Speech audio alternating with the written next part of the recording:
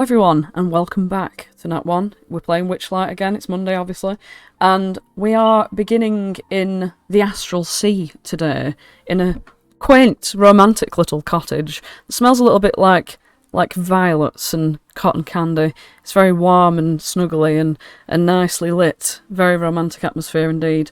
And in there, well, I'll tell you how they got to this place. Aerith and Archie are in this place currently. Well, we started off last session with a very sombre atmosphere, considering we had lost Will of the Feywild in the Great Scabatha heist. Spoilers. And basically they dropped the kids off, and went to visit Holland's house, which was an amazing scene. If you want to go back and watch that, it was beautiful. And Holland met Lyra IRL and became a Paladin of Lyra, of Joy. Everyone leveled up, and along the way they were heading back to Downfall to deliver the portraits that they had stolen from Scabatha's house, and found a fairy ring on the way. And Aerith, being in Joy mode, in spring mode, was having a little dance around, and Archie says, well, you've got to say the password, which is what, Archie? 3 spins, widow shins, and off we go. And they both swirled up into that fucking portal. Flopsy and Holland just watching, with Oogle, their owlbear mount that they have now, which has a carriage at the end of it, and Clapperclaw. So, Clapperclaw, Flopsy, and Holland, and Oogle, the owlbear, all watch as Aerith and Archie swirl into this portal. They end up having a bit of an awkward moment in this cosy little cottage. Go back and watch that one if you want to know what that was. Also, shout out to Kata who said that were her favourite scene. And yeah, Aerith, as Archie got a little bit uncomfortable, she sort of left the house for a bit. Aerith heard sort of teapot stewing in the other room, so she goes in there and finds on the table plans of a carnival in development and a poem written to Zybilna.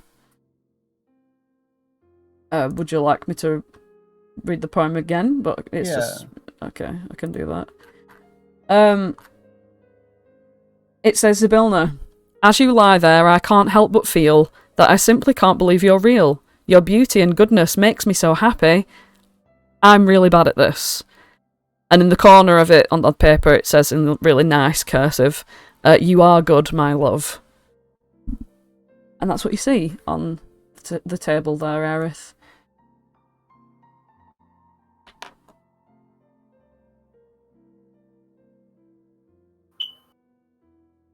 I guess Aerith kind of just sat it for a second. And it takes her a moment because she wasn't really expecting to find something like this in here. Hmm. And so when she does realize, she kind of very gingerly picks it up like it's something precious. Mm-hmm. And like carefully folds it up and sticks it in her pouch along with the map that she found. Mm-hmm. Or the blueprints.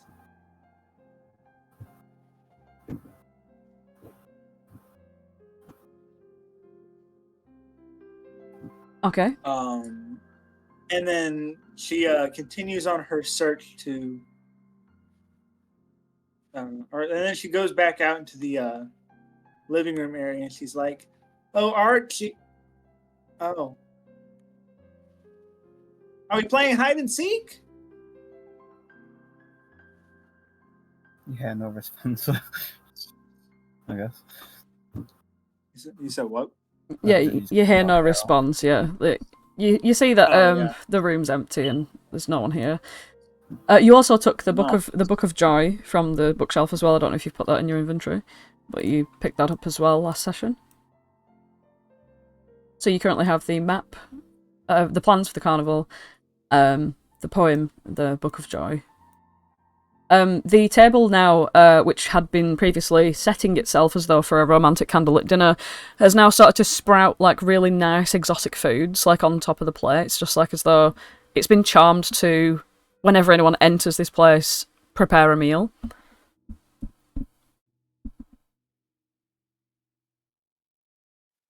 Oh, so there's just a meal there already then? Yeah, it's set for 2, not for 4, like the map suggests.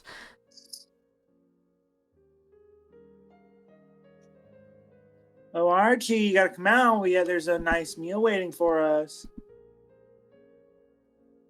Meanwhile, Archie is currently skulking around near the entrance to this place, which is this fairy ring. The Campestries all sort of sing in a little circle. What are they singing? They sing the same thing, which is "Come, my love, let's have some tea far above the astral sea." No. Mhm. Okay, I thought they might have said something different. They're connected. Okay. That's the sort of like. I can't explain it. I won't explain. Yeah. Okay, yeah. That's And just don't the forget, doorbell. one of them Yes. is saying ass. It's the connection. Yeah. Okay. Archie's looking across this astral sea. What's it look like? You're looking out into these sort of like marblesque colours of blue, purple swirling around, glitter in the air in the distance. So you don't know if it's stars or like particles of magic. You can see constellations passing by that are like already connected somehow, just by light, not by any physical thing. And they sort of spin around. It's almost like you can see the machinations of the universe if you squinted your eyes hard enough. Yeah, and the life in this area is very, like, strange. Like I said before, of the huge whale that had passed underneath you, you can see other strange, sort of aberration-looking creatures in the far, far distance. You can't quite tell how big they are. They could be titanic in size, and you wouldn't be able to really gauge how far away they are, given how crisp the and clear the sort of air is, even though it's not air, it's atmosphere. Space. The final frontier. Wow. All this space. It's so empty. And I pick up like a little rock and I'm, well, is this really a sea? I'm gonna try and skim the rock. Oh, okay. Roll a dex check to see how far you can throw it. Yeah. Oh, nice. Okay. Yeah, you throw it quite far, and you see as it's descending, it plummets through an imaginary sort of plane of gravity. So, say for example, the way that the place that you're standing on right now, imagine the island extends outwards, and then there's obviously the edge. But beyond that edge, there's an imaginary line. And when the pebble drops down and hits that imaginary line, it falls all the way through as though to keep falling down past the island. But then it pops back up again and like hovers a bit above the line and then goes down and up and down and up and sort of bounces up and down on this line until settling and floating, twisting in the air in a central point where sort of flush with the ground of this island. And that's how gravity works in Spelljammer. You get the impression that you couldn't fall from these islands; that you would be floating on a X axis if you were to jump. Archie just like sort of watches this little display, and she just like it smiles a little bit. Like that's interesting. That's pretty cool. And she's gonna climb on this rock and sit down, and that's as much as she can do. Right. Oh, can you mute? Yeah, the Aerith, yeah, you hear silence. There's no one around.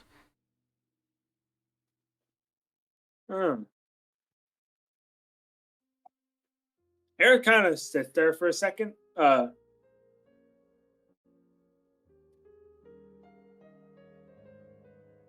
Maybe I scared her. Although I don't know how. I don't look scary, do I? Is there like a mirror nearby? You would look around and stumble into this bathroom. And in there you can find a mirror on the wall above this sink here. Yeah, that's what I thought. I don't look scary. I look like, well, me. When you look into the mirror, you do notice that you're actually quite pretty. Like you can't deny that craftsmanship. Yeah.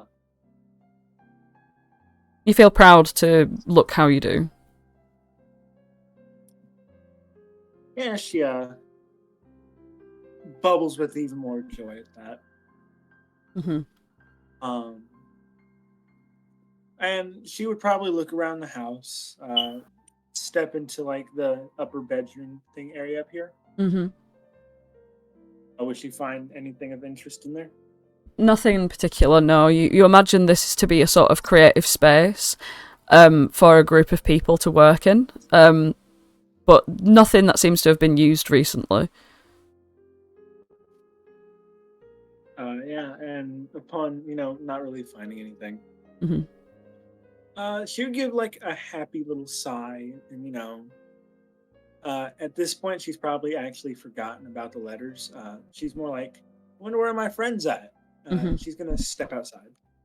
As soon as you open the door, he sort of, as the glow of the light sort of travels along the pathway, you see shrouded in the darkness on the opposite side of this bridge, sat, looking rather sad, it's Archie, looking at the fairy ring. You're gonna walk over I'm gonna skip over. I'm gonna skip over to Archie. And kind of like sit on the edge of the island and swing my feet over. Hey Archie. Hey. I didn't like scare you or anything, did I? Well, no, not scared me or anything. But like if you scared me, I'd have run away. I wouldn't have waited for you. But I waited for you here. And maybe, like, I know you feel something, but that's not things I can feel right now. I think maybe, I mean, if I ever do feel that way again, well, I waited for you, maybe you could wait for me.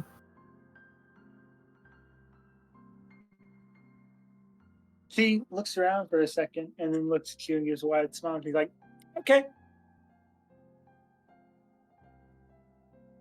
Yeah, I can wait. It's a little hard for me right now because it's like how a kid feels when the sun's shining and the weather outside is nice. You just want to go, Yeah, but it's more like I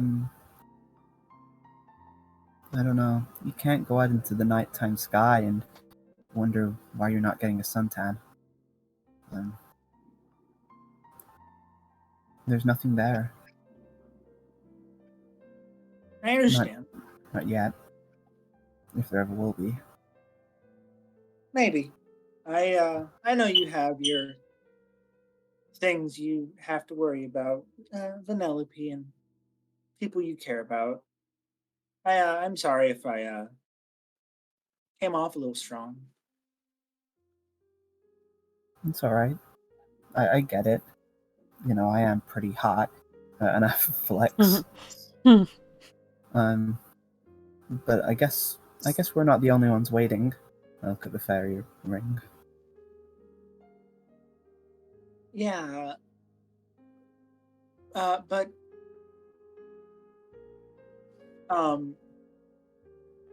this sea is pretty beautiful, isn't it? Yeah. It's not like it's the type of sea I'm used to. How so? Well, there's no water. If it's a sea, can I swim in it? And she's gonna jump in. Yeah, the same thing happens as the rock. You go like jumping and flying down, and you plummet. Like you think you're gonna fall all the way down into space, and then like your shoulders pull and the back of your legs pull as well. Like whoa, back up again, and you sort of like rock a little as you fluctuate between this point in space.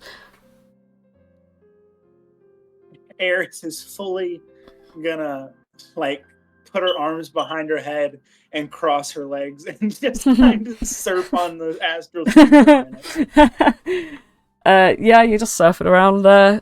You feel like you could like push your body in certain directions, but when you get to a certain area, you do like when it's far away. There's like a force of restriction holding you in. This is pretty cool. Yeah, but do be careful. You don't want to like drown or whatever. Life's too short to worry about those kinds of things. Life's even shorter if you don't. It's a fair point. Oh, Yeah. I remembered something. And she like doggy paddles back over to the island. Lands, and then she pulls out the letter. I found this in the house.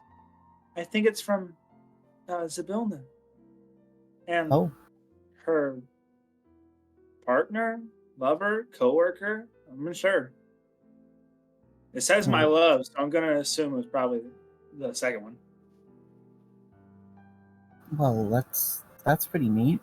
I guess that's made your day, right? I mean, yeah, seeing Zybilna is always a nice time. She's part of the reason I am how I am. But you know, even if you can't feel anything, it's still nice hanging around you, you know?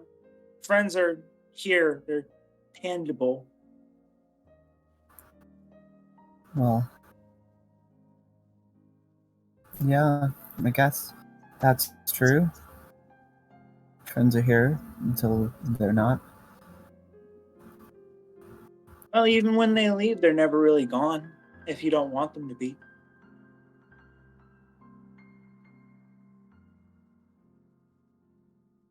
Well, she has like a sort of a half frown. Yeah. Like even people I've lost over the years, you know, they're not actually gone. They live on in my memories and my thoughts and feelings. Almost like they never left my side, you know? Almost like they never...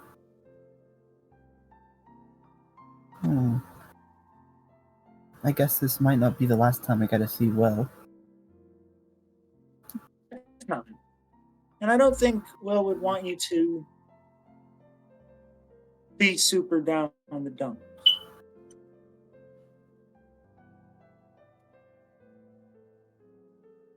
I guess not, but it's... I guess I need to.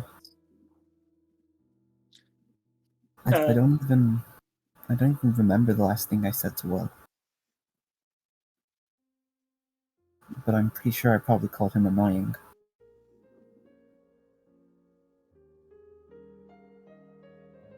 Aerith puts a hand on your shoulder and like doesn't pull you close or anything. She just gently sets it on there.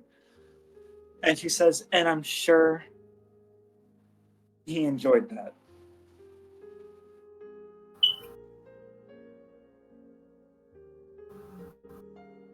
I don't know. Because that was your guys' thing.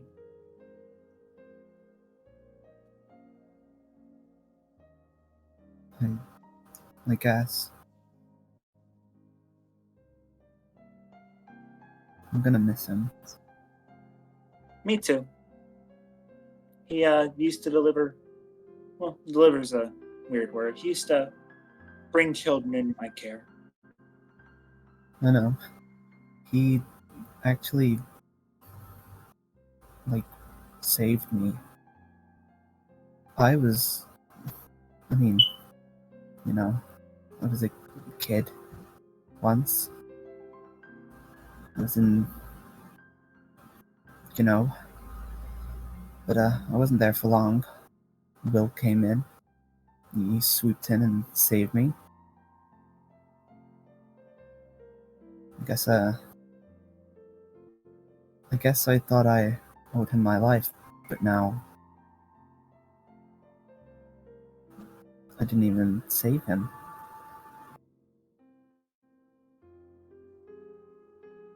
Yeah. He sure was a hero. Yeah, he saved me in Holland. Well, you saved me. But he made sure that I was able to get Holland out of that building.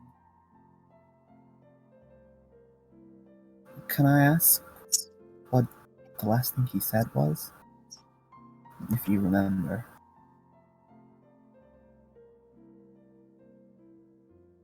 What was the last thing that he said, Jenna? Or would I remember that? You don't remember if you don't remember.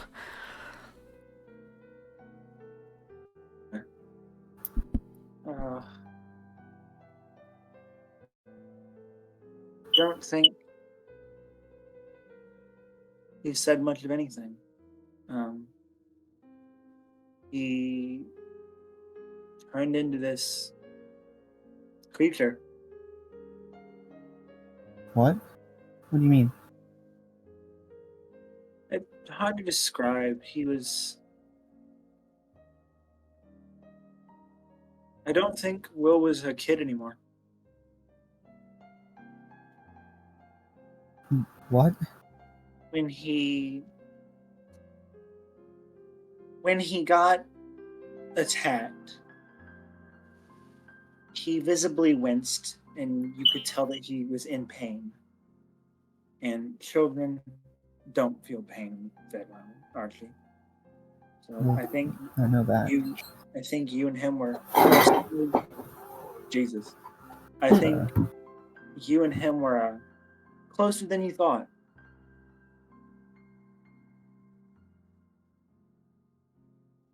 No, they were just in a bag next to What do the door. you... Well, this is a massive conversation. I know, sorry. Might be I'll my just mute bag. myself. Are you... Right, okay. Do you want to just come through the portal now? And Yeah, good idea. it's just too difficult if you've got that much noise. Okay, right. So, Aerith, you say what you say, and then... But live on in Will's memory. Maybe Holland and Flopsy will know something more. Because I mean, on top of that letter, there was also these blueprints for this like carnival-looking thing. So maybe that has some significance. I don't know. But we should go back through the portal and meet up with them. Yeah, best not to keep them waiting. Well, in that case, do you want to do the honors? Yeah, before we step in, come back out. Well, yeah, okay. I want to know what the thing to say is. I forgot. Oh, right. 3 spins, witter shins, and off we go. All right. Let's go. So what do you say? 3 spins, witter shins, and off we go. And at that, it all just starts swirling around underneath your feet. And meanwhile... Nice. Meanwhile... We have... Only bloody... Holland, Flopsy, Clapperclaw, and Ooglay, the owlbear. The real core 4, you mean? The real cough. You've just watched them get sucked down this portal. Yeah, they've gone. You can't go in if you tried. Well, you could go in if you said the thing, but you've already decided last session that you weren't going to follow them. So That is true. that is true.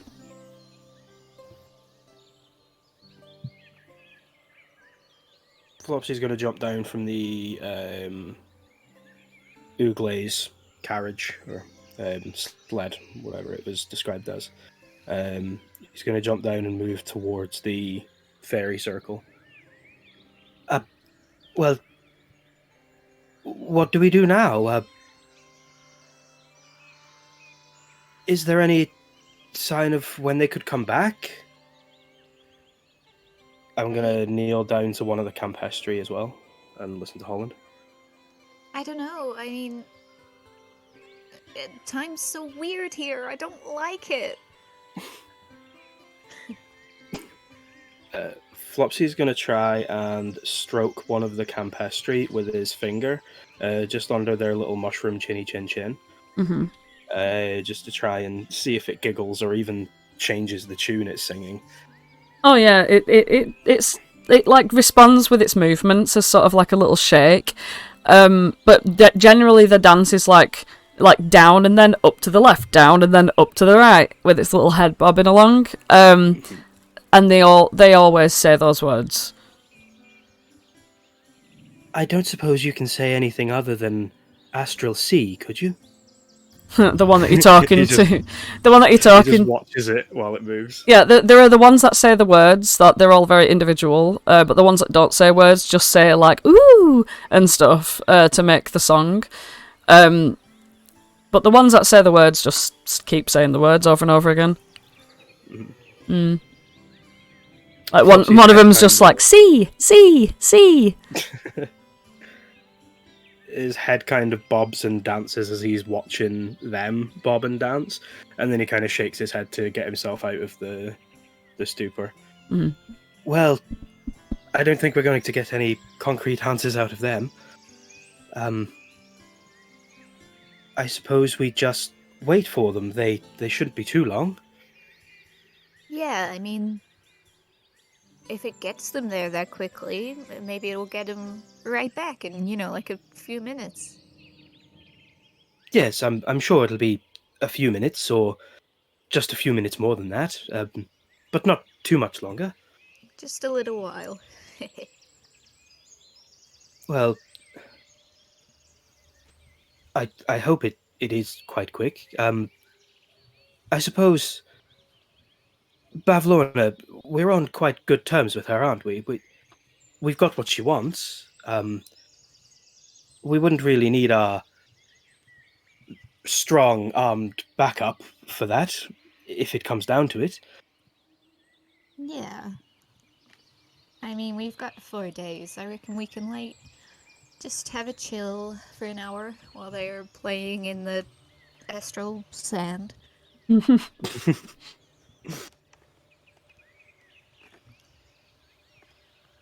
Yeah. But just because we didn't go in, we can't have some fun? Well, certainly not. We could probably have more fun than they're having. At least we know where we are. That's true. And we've got Clapperclaw here, and Ooglay. Hi, I was definitely listening to everything that you were saying just then. Oh, we're just talking about how much we love you and Ooglay.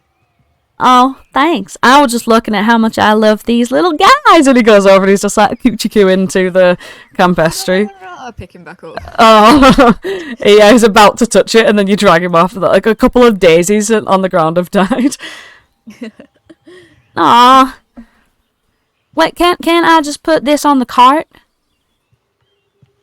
I mean, I suppose we can try. Yeah, you can just put it on the cart in the same way that the room in the orphanage worked too. He puts it on the cart. The wheels underneath show no death of foot plant beneath. So he looks at you with a hope that he's allowed. Yeah. All right. And he's finally not got Clapperclaw in his back. All his bones are cracking. He jumps off like, whoa! He just starts doing cartwheels around the place. And goes and coochie coos on the little mushrooms. Oh, to be young again, eh, Flopsy? Indeed. Wait, what do you mean by saying that? when Holland says that, Flopsy, you look at him and you get a strange sense that his facial structure is a little bit more mature. Quite suddenly. Mhm. What do you, of all people, mean by that? Well, you know, don't you miss being like 7? Not a care in the world. Well, I guess maybe a little. I wouldn't say I miss it that much. There's not really much to miss if you keep giving yourself time to do that.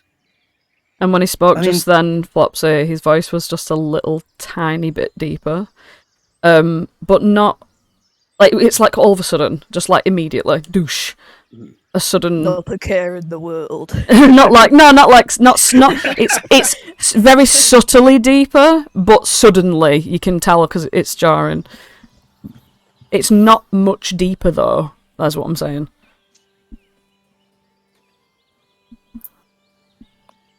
Excuse me, Flopsy, I interrupted you then. That's okay. Go You ahead. just give yourself times to do that. Obviously, there are times where you do have to worry about things and make sure you're there on time, but right now, well, we're in the most timeless of places. We're waiting for those to get back. Who knows how long they're going to be? That's For the true. next... Well, let's not even put a time on it. We can be as carefree as we were when you were 7. He kind of pauses, like looks down and doesn't look at your face when he says when you were 7. I mean, yeah, I suppose, like, I can do more now than I ever could back then. Yes, I can, like, do a million cartwheels. If I Well, wanted. if you wanted, so why not? You could do so many things that you missed out on. Yeah. Oh, there's so much I haven't done for so long. I could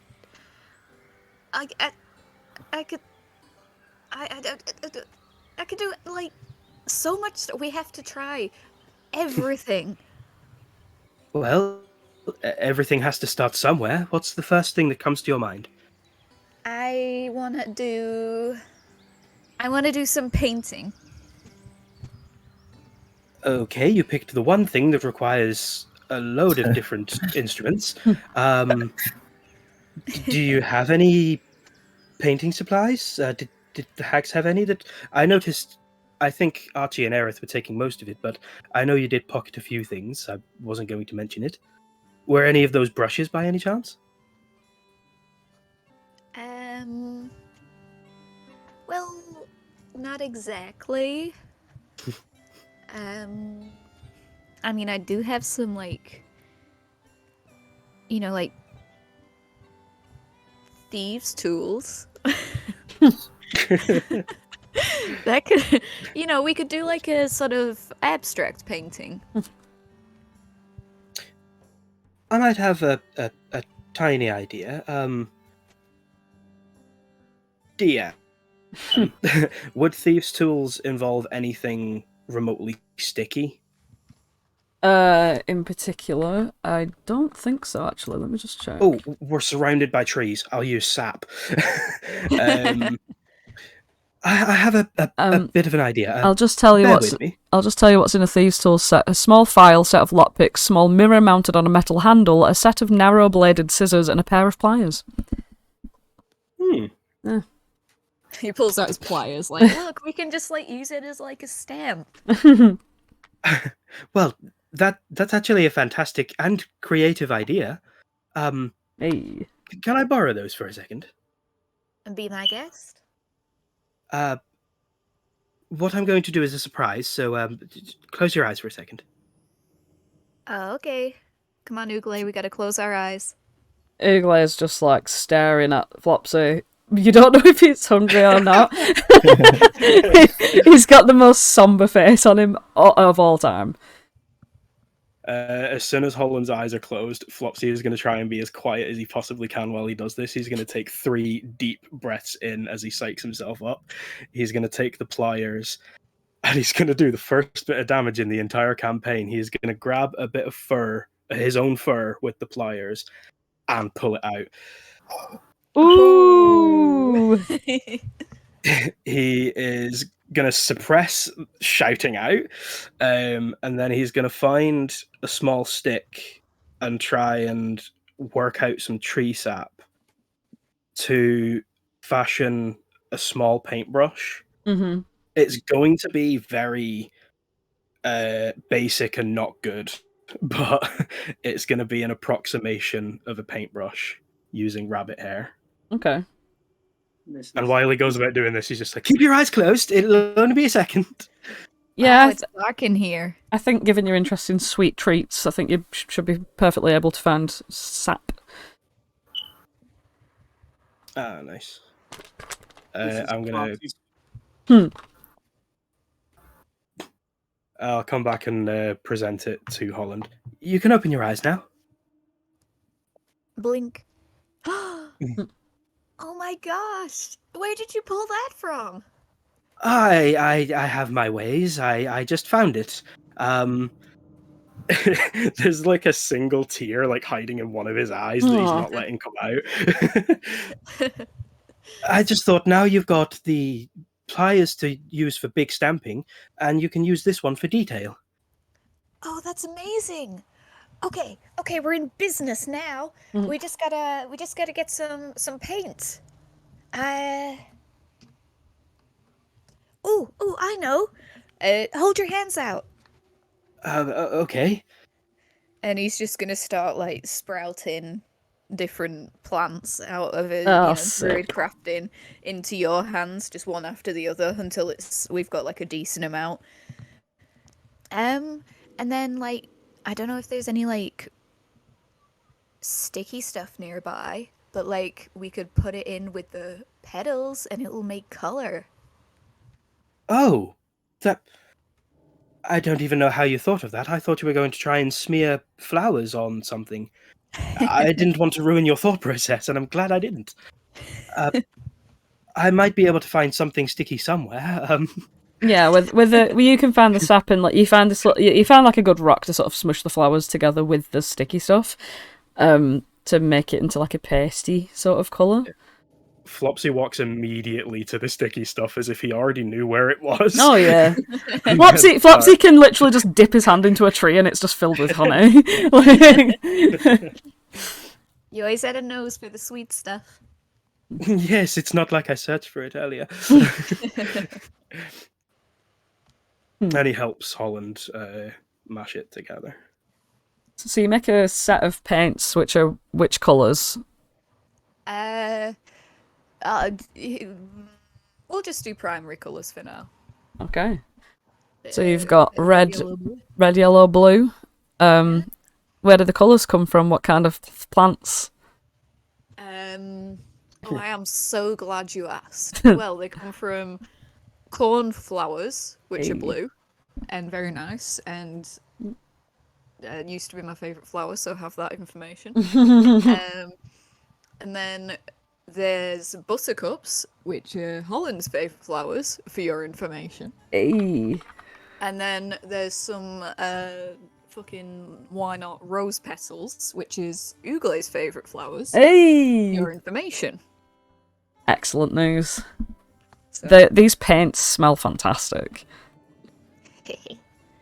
Right, well, we've got all our equipment. Now we just need like a flat surface to paint on. Hey, Clapperclaw, come back. Hello? Oh, wow! Right. Are they finger paints? Well, finger paints and brush paints. Can I paint on one of your claws? Oh, yeah. Can you do like a really nice design for me so it's really cool?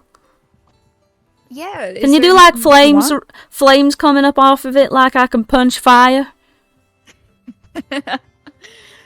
Sure. I'll give it my best shot. I'd like to start painting flames on claws. Can we have a performance? Is it performance? It is performance, isn't it? For artistry. Why not? Well, And it's then not on the sleight other of hand. What? Flopsy's just kind of poking his head over your left shoulder, then over your right shoulder, kind of dancing and poking his head around to look at all of the things that Holland's doing. Well, on the other claw, I'm gonna do some bracing stripes. Nice. All right, let's give us that performance. I'm trying. It's just not rolling for some reason. Ooh, hey. It's just my character sheet is like, what? Are you sure? Who? Creative. Who's this? He's gonna roll about 12 now, so he's so performative. Oh god. Yeah, you gotta add them all up. That's how it works. Yeah. I just want to say, Flopsy dealing damage. This is going to be the long path on a bloodthirsty. Yeah. As soon as the first drop of blood hit the floor, he was hungry for more. That's it. Now he's staring down Ugle. Hey. Oh man! Now we don't know who's going to eat who. Right, I had to reload, so I'm just trying again now. Here we go. Hey. Nice. I'd say that's the Nat 20 because the advantage is because you've all literally worked together to create this, and like it sticks just fine. You know what I mean? Like as you pasting it on there, it's not like water resistant or like like sometimes when you try and draw on like shiny paper with the wrong pen and it just pools. It's like perfectly, it's a perfect thickness. It goes on perfectly. The colours are very solid as well, and where you've chosen to blend them, they've blended well. So yeah, like, what does it look like? It looks like, Calcifer from Howl's Moving Castle. Yeah. It's that shape of fire, like it's kind of cutesy fire rather than like, burning your childhood house down kind of fire. Absolutely. Does it even have like a smile? No, without the personification, it's just like that shape and colour and texture. Got you. And then I'm going to immediately whip round to Flopsy and be like, that went well. Is it your turn? Well, it went amazing. You want to paint onto my fur? Yeah, I mean, it's just petals. It'll wash off. Oh, I'm not too worried about it washing off. Just try not to like mat it, and I trust you. I've just seen what you can do. Well, what do you think would look good? I need to make sure that it'll go with my ensemble. And what is Flopsy currently wearing? His entire outfit, He's had please. an outfit check for a while. Let's have an outfit check on Flopsy. My immortal style. Yeah. Do I have free reign? Could he have taken multiple outfits with him? Remember, there was a dressing up box in the palace. For like the weird judge wigs and the white face paints and things. Okay. I don't know fashion, so I'm going to cobble together colours and words.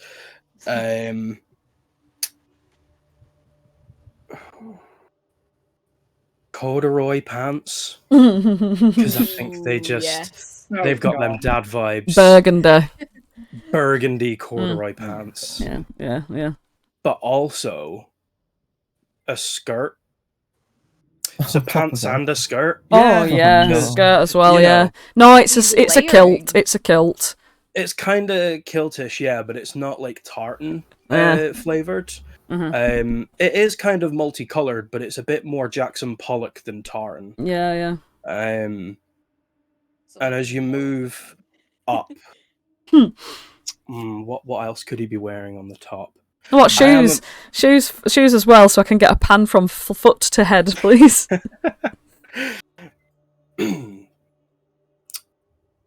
Clown shoes.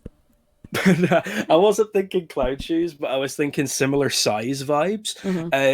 Have you ever seen the shoes of one SpongeBob SquarePants? Yes. The big rounded black ones. Yes. But he's got buckles on these ones. He has multiple buckles because one buckle isn't enough. One buckle is functional, the others are just decorative.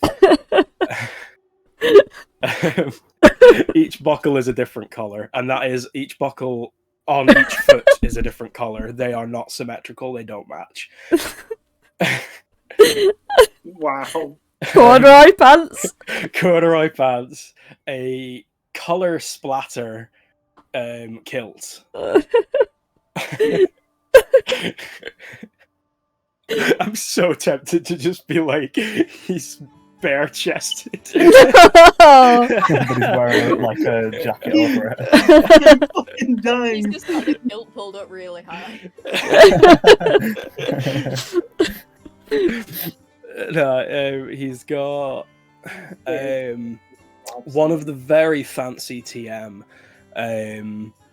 judge suits. So where you imagine that the neck would be ruffled and maybe the cuffs on the arms would be ruffled, it's not enough ruffles. So the cuffs, the neck, the bottom hem, the seam where the buttons get made up, that's just ruffles as well.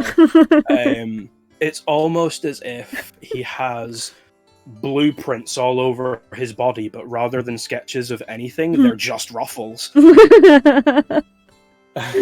Oh wow. And he has a jacket over the top of that. Actually, it's not a jacket, it's a waistcoat vest. Which we will say is half blue, half yellow. Nice. Does he still have his big green bow tie? He does have his big green bow tie. He also has an orange regular tie on underneath it. Nice. And what hat's he wearing?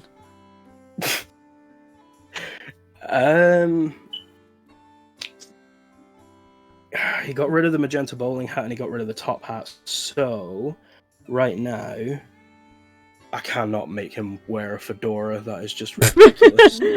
A fez! A fez! A little red fez! You know what? I was pink just fez. Googling types of hat, but I think a pink fez just pulls all of this together. Yes. With a little tassel on the end of it. Mm-hmm. You know, I've been compiling all of those items. Oh yeah, for real. I expect fan artists! hitting. Everyone who's watching right now, you 4 people, fucking yes. Let's have a picture of Flopsy, please. Looking at you, kid. Anyway, we're looking at you, kid. Right, anyway, okay, so Holland, you approach Flopsy to paint on him. And yeah, what are you gonna paint on him? Do you know what? I don't even know. How do you continue as normal after hearing that? Well, I mean, there's just so many colors to pick from. Maybe I should do something like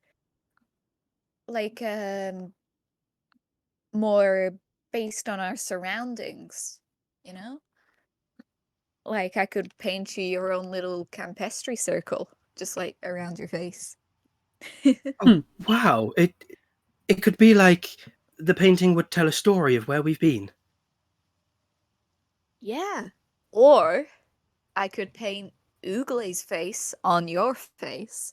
So then when he stares at you, he just thinks he's looking in a mirror. Flopsy is going to slow turn to Ooglay and make eye contact with him, and then he's going to slow turn his head back to Holland. I don't think that would be a smart idea. I don't really want to confuse him. He's been looking at me quite... Slow turn to Ooglay. Slow turn back to Holland. When was the last time he ate something? I mean, we fed him before, like, right after we left.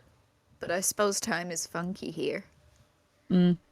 Ooglay's Feed him staring enough. at you, but with a very flat expression. It's like when you look over, it's just like there. You know what I mean? You know, like when you're talking about someone, but Yes. you don't want to give away you're talking about them, so you turn and you do that little smile. Flopsy's going to do that to Ooglay. Yeah, and he just stays the same. Like he's just staring. It's just very blank and flat. I don't know if this works because I know he's an owlbear, but I'm going to cast Speak with Animals. Okay.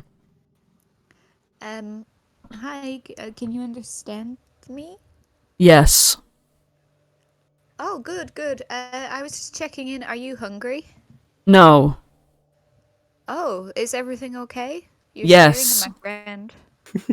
I know. Is it because he's pretty? Yes. Oh, Flopsy, he thinks you're pretty. Oh, Thank you, Mr. Ugle. I think you're very fetching yourself. Appreciated. Wait. I didn't even need to cast the spell. God Wait, damn it. did I understand Ugle? No, he understood you. Okay, right. Yeah. Oh, I see. You get the impression that he gets what you say to him, like to give him instructions and stuff. But you can talk to him through Speak with Animals. Mm-hmm. Slay. Yeah, sorry, he can talk back to you through it. You could see if Ugle wants to be painted. Would you like me to do some painting on you? Yes. Ooh, I could give you some colorful nails or something. How exciting.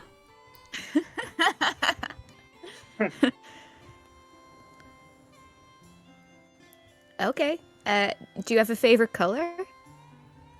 Yellow. Oh, that's lucky. I've got loads of yellow left. Amazing.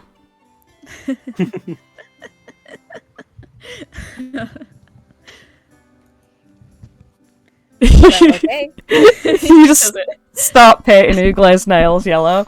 And at that, when you are painting him, Archie and Aerith fly back through the portal and land gracefully on their feet.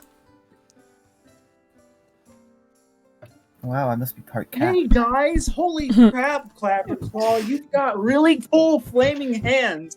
Nice hat, Flopsy. Aerith, it's lovely to see you, but please refrain from immediately yelling bad language at Clapperclaw. Oh, I'm sorry. I'm just so excited to see you guys. Hi. You weren't that long, actually, were you? We were thinking about leaving you. Only after like an hour. Uh-huh. There. Can you punch flames now, Clapperclaw? Did I miss something? Yeah, if I punch something super hard, then you know it's just gonna woof. Get set on fire. That's me.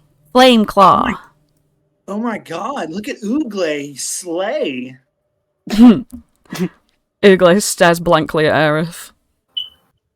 Can I attempt to scratch him under the chin? Yeah, you do, and he makes literally no response or movement whatsoever. He's just looking. But his like right paw is extended a little bit on the grass, very neatly towards Holland.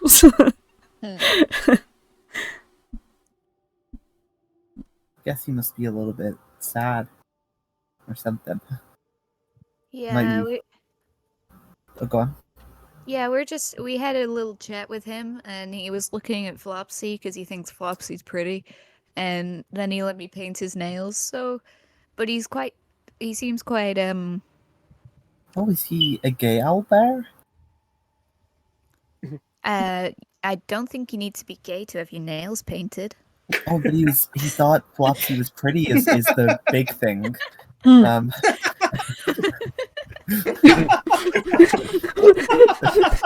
I don't think you need to be gay to have your nails painted. that wasn't the gay thing. I did think that sounded weird coming from you. I see what you mean. I don't think there's anything behind calling somebody pretty, is there? I think you're all pretty. No, but it'd be like, if he is gay, that'd be really, well, hold on. Let me just talk to him. I'm gonna cast Speak with Animals. Hello, Ugle. It's me, Archie. Hello. So I was wondering, are you, you know, what they call a, you know, A what? like a gay, Gay. What's that? It's where you like boys, and you're a boy. Perhaps. Also, you're a little bit like bi-curious. Maybe. Oh well, I'll stop probing you with questions now. But anytime you want to probe a guy, she's gonna turn back around to everyone. His face remains exactly the same. he might be a little bit fruity. You know what that means? Well, Flopsy, you might have to take one for the team. What? No, I didn't mean that. No, I meant it means Oh. Vanellope's wrong because it's nature. It's nature. It's natural. Yeah. Yeah. Archie, was there anything that made you question that it wasn't natural? Well, just like I guess she's more in tune with nature than I am. I mean, what do I know about nature? Well, it seems like you know a bit more about it now than she does, because Yeah, well, that's what I was thinking.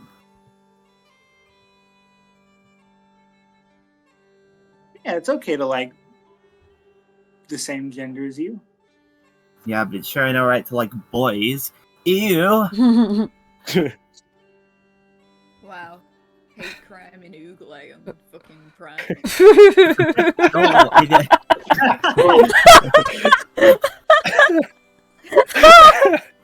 Guys, I'm not hate criming Ukulele.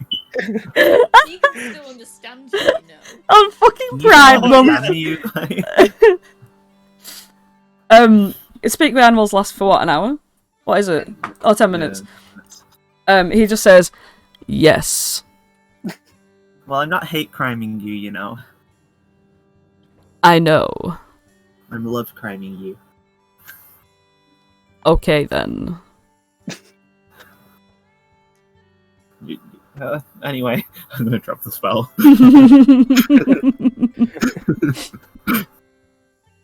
Well, I'm glad we've all learned a little bit more about ourselves over the last few minutes.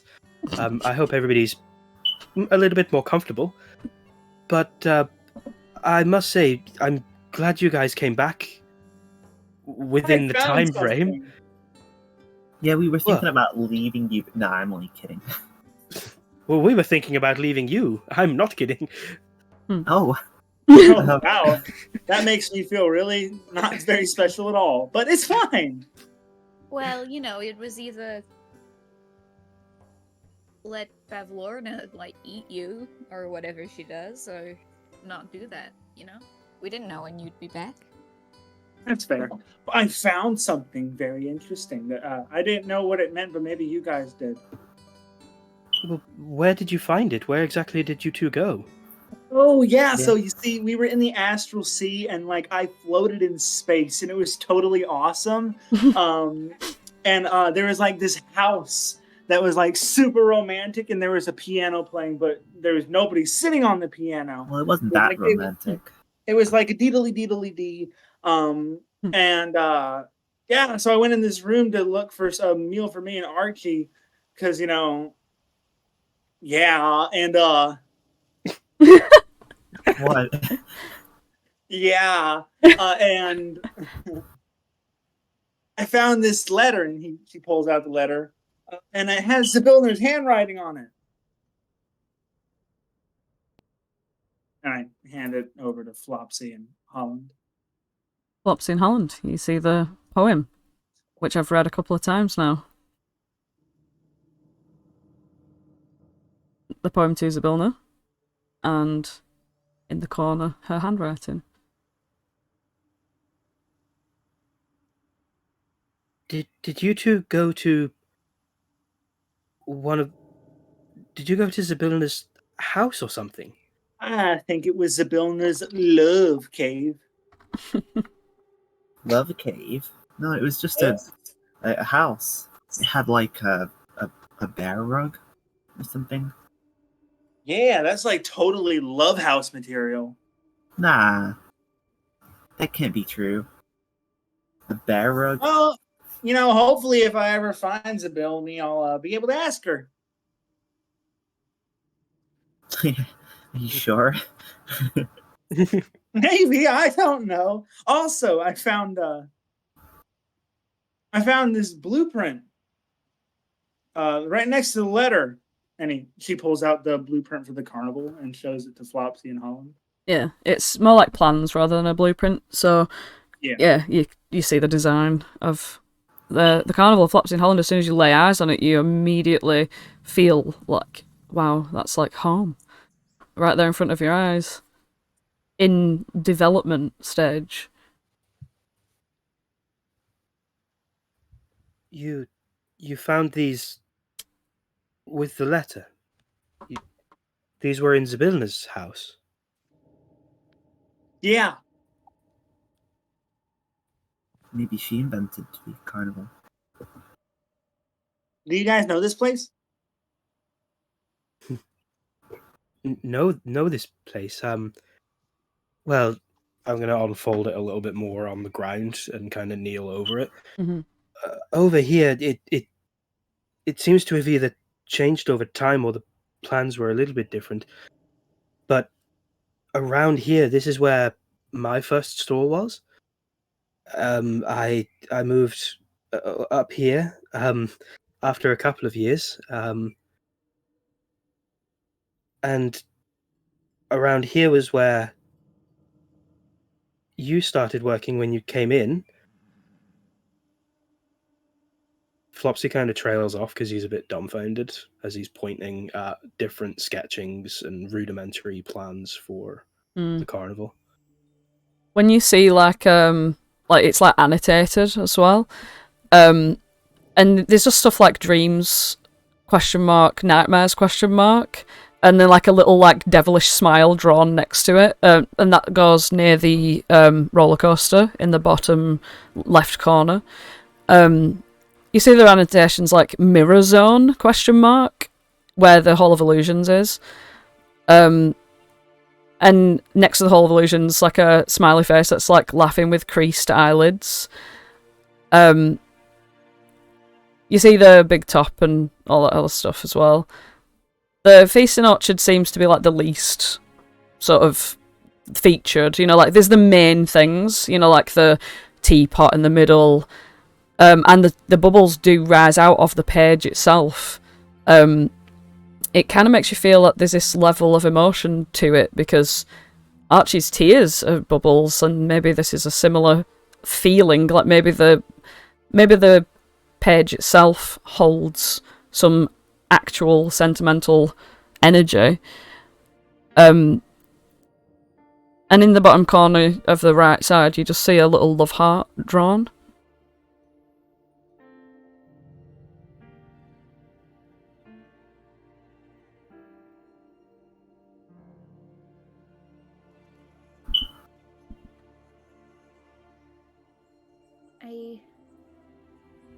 I don't understand. If this is Zabilna's, then is she like an Eladrin? As we've been talking, Aerith is like slowly, like she's down on the ground, like her head is in her hands, and she's like got her legs bent, and she's like kicking them back and forth, kind of like a child, staring down at the map as you guys look at it, and she's like, maybe. I don't think she is. I don't remember her looking like that. Well, how did you remember her looking? Well, I remember she looked like human, I think. I might be wrong on that. And she had like a tattoo on her face. But Mr. Witch and Mr. Light, they said they got it from Eladrin's. Do you think they were not telling us the whole truth? No, I don't think Mr. Witch and Mr. Light would have lied to us. Well, I think you should consider, like, there was that letter. It was addressed to Zabilna, and like maybe the plans were sent there as well to show her. Maybe they are telling the truth, and these like Eladrins that you're talking about, maybe like they sent the like plans to Zabilna to show her. Can Flopsy look at the handwriting of "You are good, my love" and the handwriting of the annotations on the plans and see if they match up? You can indeed. They are very distinctly different. The Zybilna poems, very like chicken scratchy, sort of hasty, childlike boyish writing. Hers is extremely like curly and beautiful.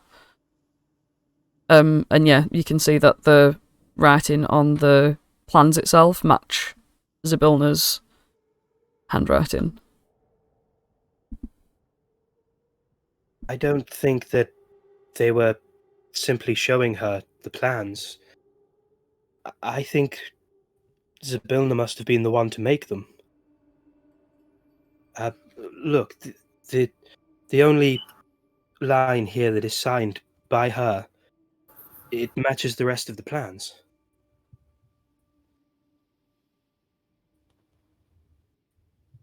Whoa.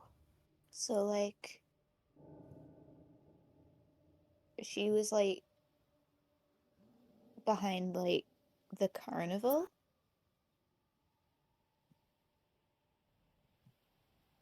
Well, it appears we have more of a connection to her than we ever thought, really.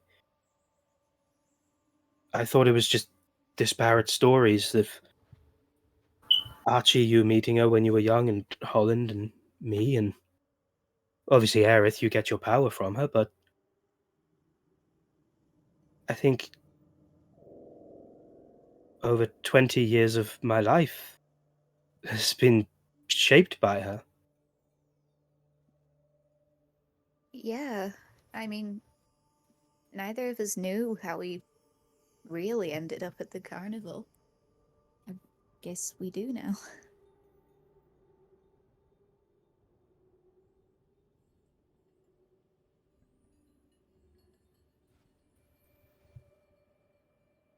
Sorry, I would comment, just 2 seconds.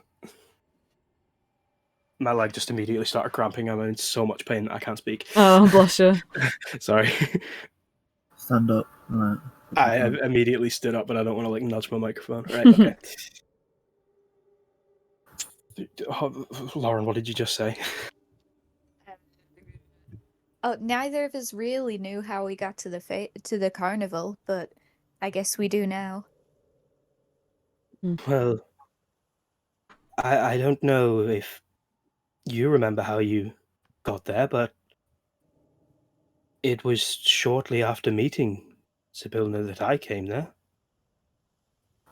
In fact, I think it was as a result of meeting her that I went there. Aerith, you have Zybilna in high regard. You get power from her. What's it like to be chosen by her in some way?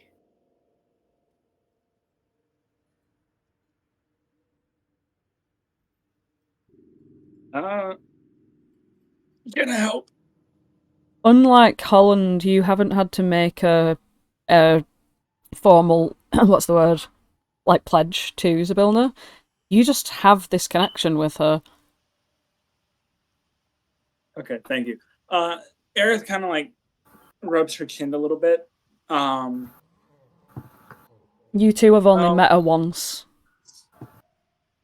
I only ever met Zybilna once.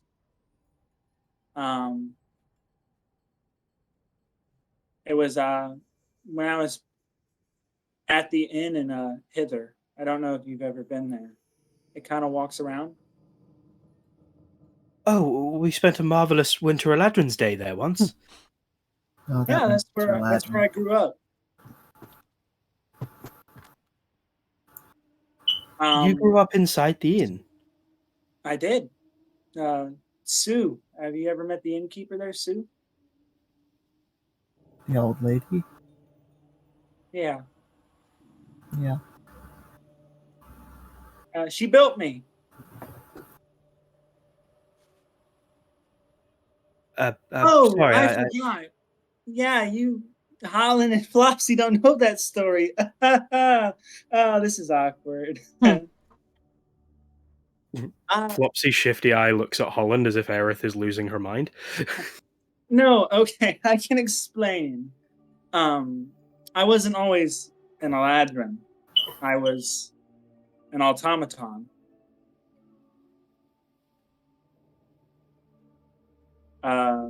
Sue built me to look pretty much how I am now. But Zybilna gave me life. And I guess that's kind of just how I have such a close connection to Zybilna. She, for the most part, brought me into this world, and her and Nana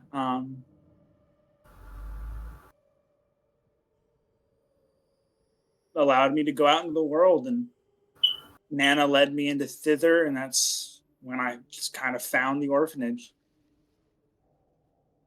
I was once an automaton. But yeah, that's a thing. Well, that's a rather beautiful story. I don't want to probe too much into all of your past, but were you designed to be an Eladrin, or did you become one when you were made animate, so to speak? Yeah, I was built to look like an Eladrin.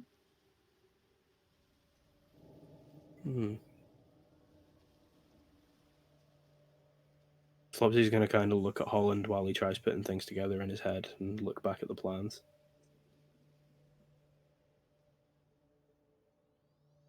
Well, I knew that the whole Zybilna situation was something that needed sorted out right away, but I didn't realize that... I know you think that Lyra pulls everything together, Holland, and influences everything along the way, but I'm starting to have that feeling about, well, this now, everything around us. Does anybody else not feel like their strings are being pulled towards where we are? Yeah. I mean, Zvelda does like help children and make carnivals, it seems. So, maybe her and Lyra are friends, and Lyra was like, hey, can you bring these two together? Because, they're going to be like best friends. Aerith kind of goes into like like an om, like how people do when they meditate with the little 3 fingers in the ring in their hand. You know that one. And she's like, I believe that every god and goddess in this universe all coexist as one, and they are all just as important as the next. I'm also really hungry right now. I don't know why I told you guys that. I just thought you should know. I think if our strings are all being pulled, like, Zybilna must have a pretty cool sense of humor. Sorry, did you say cruel? Yeah. I mean, if everything in our lives is down to Zybilna, what about all the bad things? I think she put us through it for a reason.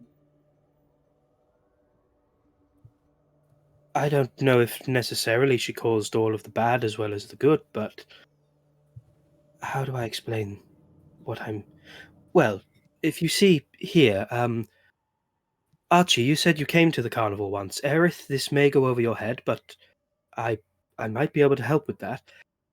You see this roller coaster here. I worked on the very opposite end of the carnival to this, and it was always kind of a... looks to Holland and then just sighs and admits it. I was always very nervous about this section of the carnival. I didn't like it very much. I went on it once and got quite scared. And then I went on it a second time, and I thought I'd be fine because Holland was there. But then I was scared again. And some people, when they come to the carnival, I see the smiles on their faces, and they're walking away from this area. They went on the roller coaster and saw all of the things that it had to offer, and I can't begin to know what kind of thrills it gave them, what kind of thoughts it let them think about, but going through something really scary was able to open themselves up to all of the joy around them. No, I know you've been through a lot that you don't deserve to have been through, Archie, but maybe it's just something like the carnival. You have to have the scary thrills to appreciate all of the good.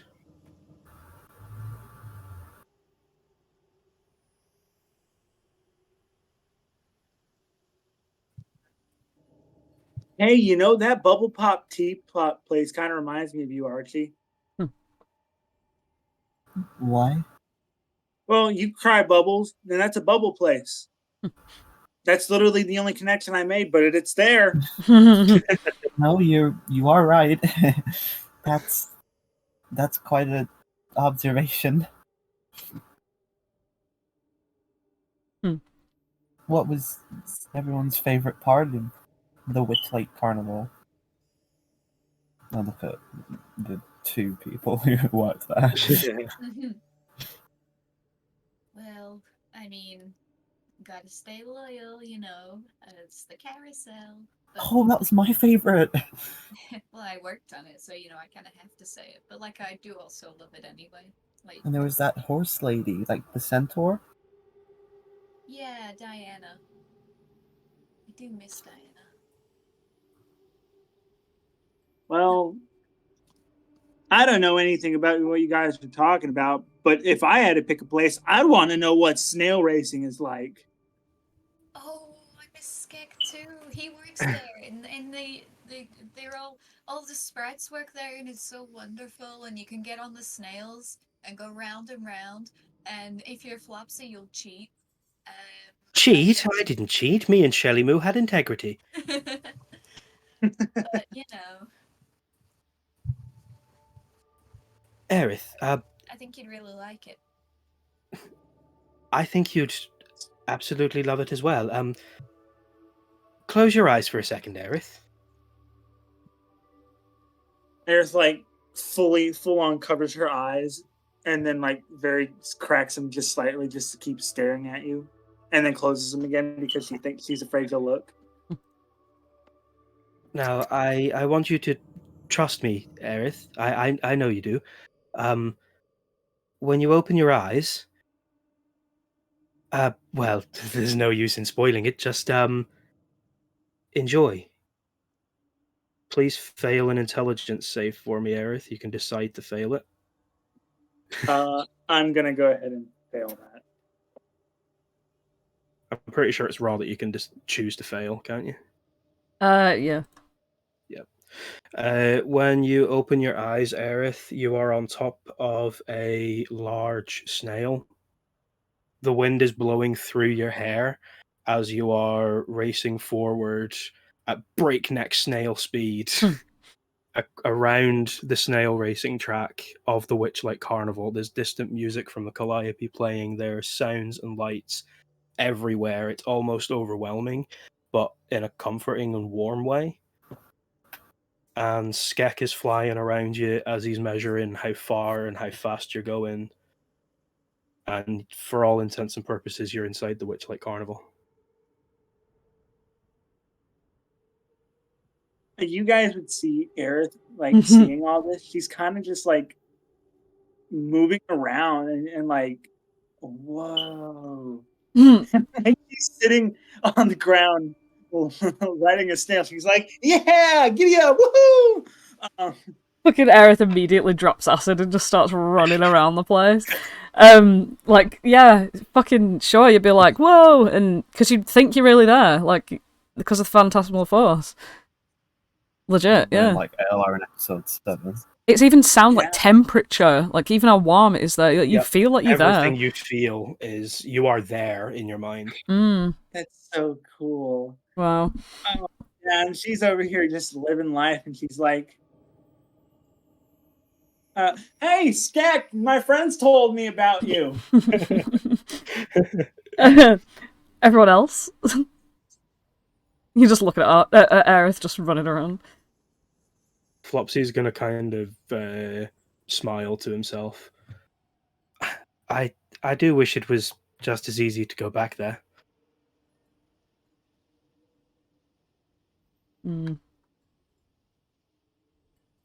But How long does you're that not last? there, are you? You're in this thitherland. As you look away from the map and, like, feel the distance. Only lasts a minute, Aerith. Yeah, it lasts a minute. Yeah, like, she'd come out of it just as you were, like, sort of looking up, like, oh.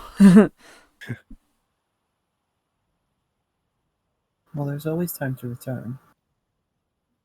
Oh my gosh, that was amazing.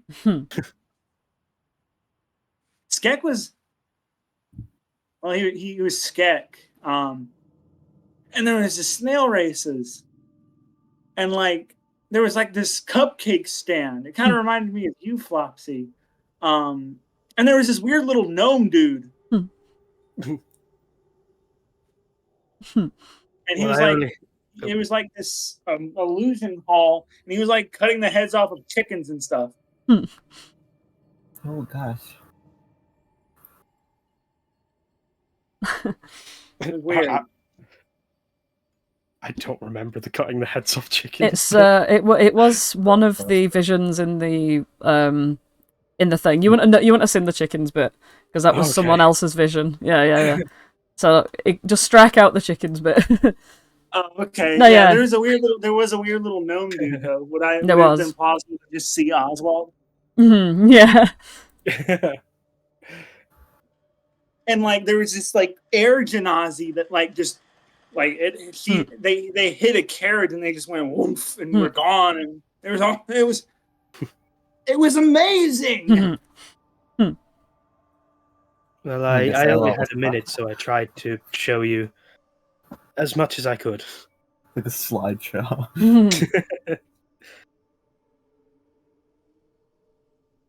Well, I'm glad you had a good time.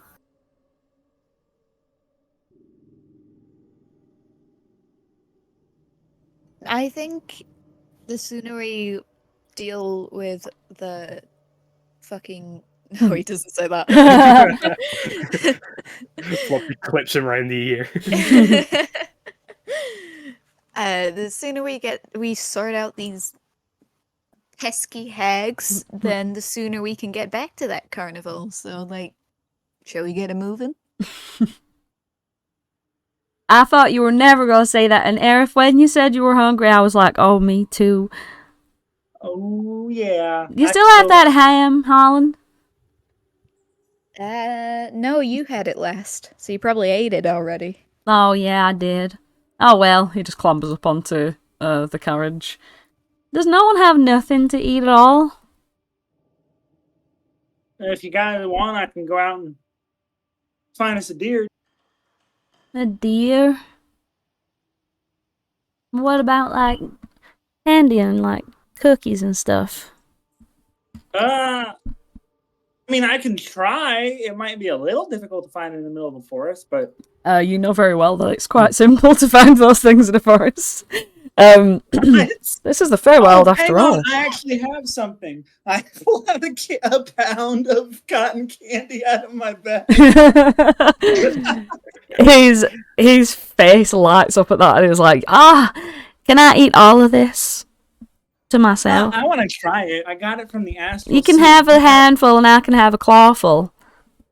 We can all share. Flopsy, Holland, Archie, you guys want to share some astral? All right. Fine.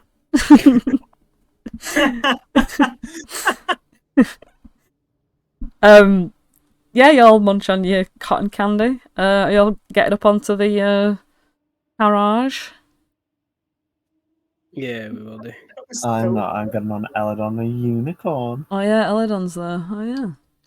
All right. I'm gonna Hmm. say to Ugle before we hit the road. So like I know you can hear me even when I can't hear you.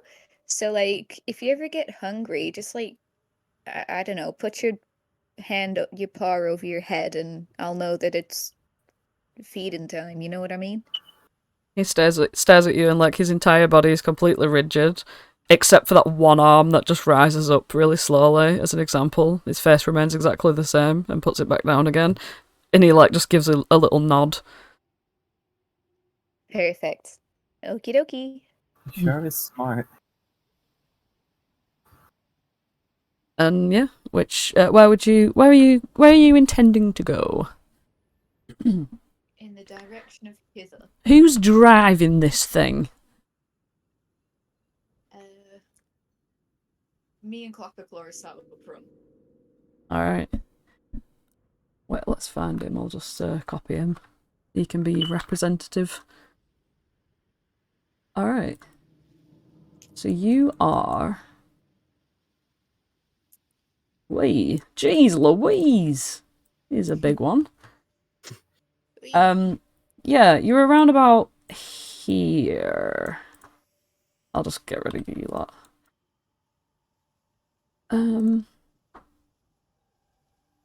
Yeah. So you want to travel in the direction of hither. Flapperclaw's like, well, I could get you through those fogs, you know, but, like, it's gonna be a bit difficult considering it's, like, mountains and stuff. And, like, going in the balloon, that was really good because we didn't have to go through all the mountains and stuff. Yeah. Shit. Sorry, it's knocking my microphone over. Yeah. Sorry. Look, I just can't help my potty mouth today. I don't know what's going on.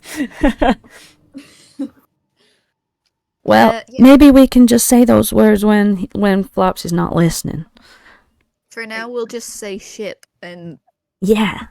Wait, what did you just say? Like, it's like right behind you guys. Just, hey, guys. We said ship with a P. Oh, man. Uh-huh. Oh, man.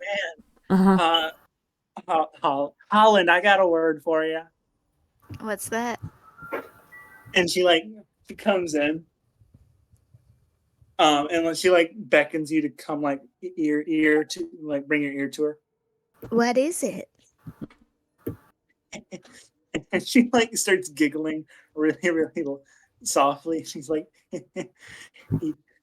bitch. Bitch? Yeah. Oh, don't say it so loud. I've never heard that word before. What does bitch mean? Oh my god! Oh, Flopsy, what does bitch mean?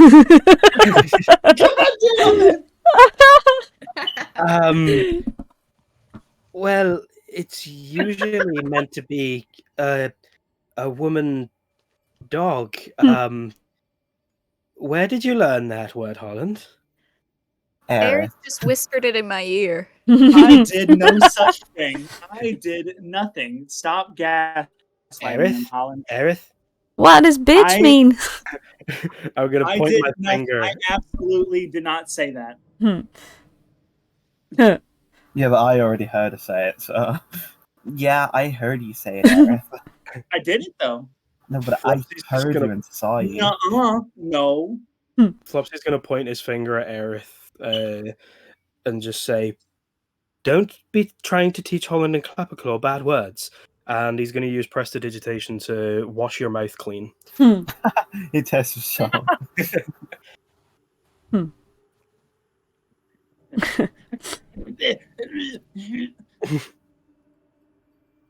Now, don't make me do that again. I don't enjoy it. What is that? Well, you're trying to make the air around you dirty, and I'm just cleaning it up.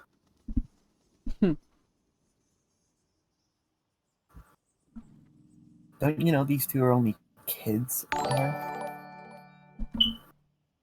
I'm not a kid, actually. I'm Clapperclaw, and I have got my flame claws, and I'm old enough to say bitch. Right, that's it. You're grounded. He's like, and what are you anyway? You supposed to be my mom? You can't ground Clapperclaw. He won't stay in one place and watch your crops grow. That's not right. I'm never gonna watch no one's crops grow. No, but grounding is when you get sent to your room and all that you have to play with are your toys. That are really, like, you know, they're nice, but you'd rather be in the stable, you know? Not really. Never had my own room, and I'm just kidding.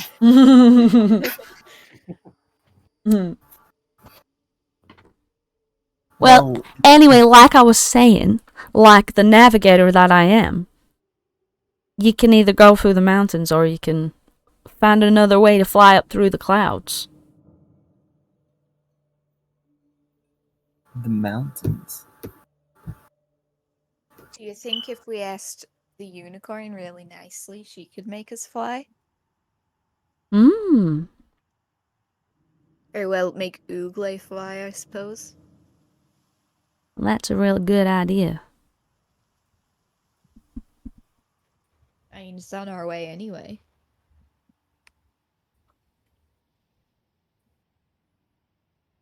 I think it's the best idea we have. I say we should do it. Don't worry, Eladrin. We won't go in. I don't know how we'll make Ooglay look like a unicorn, though.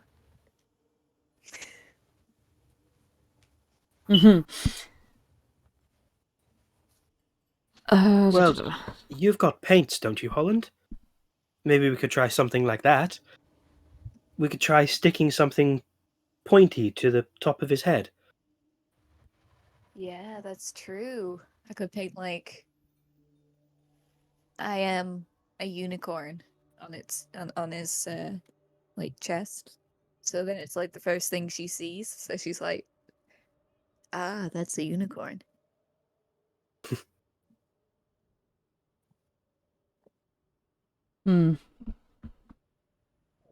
So on the journey, are you going to the Werewood Pool? Why not? All right. Along your journey, as the cart sort of trundles along through the forest, and it's all very sort of, you know, monotonous and rocking to and forth. You see that after Aerith had sort of been really, really hyper all day, you see that she just sort of just like falls asleep in the carriage. And see you later, Jason.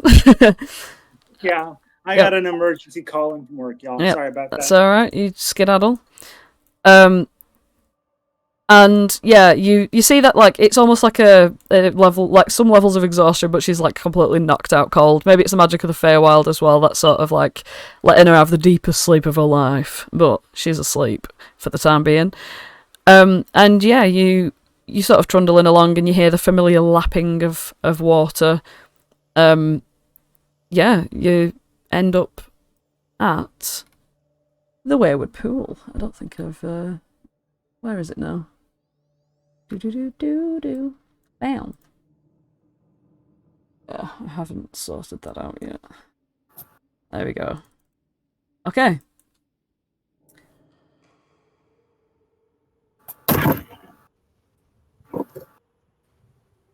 Okay, I guess we'll leave you guys here.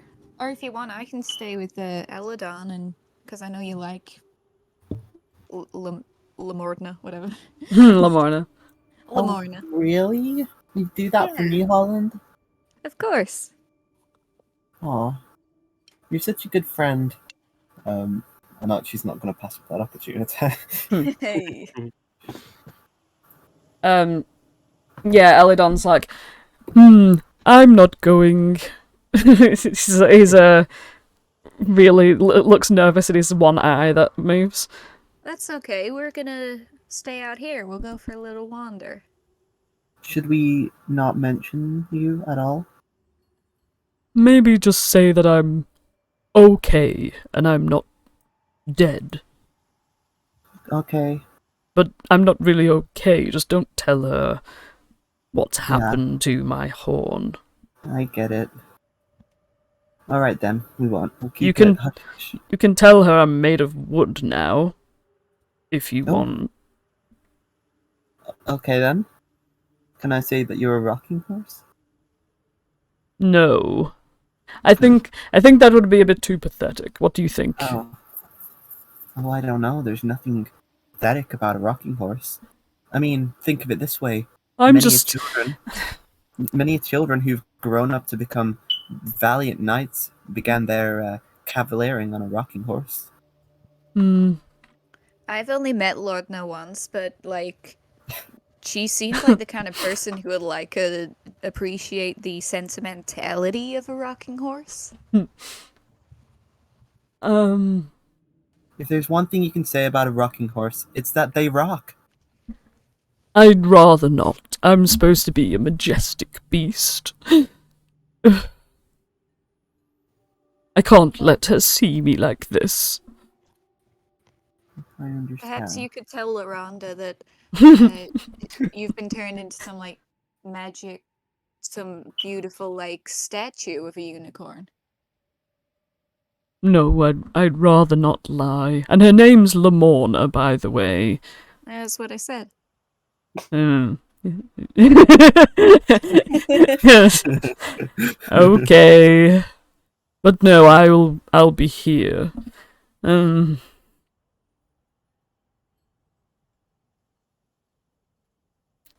He just sort of like rocking horses himself, like behind a tree.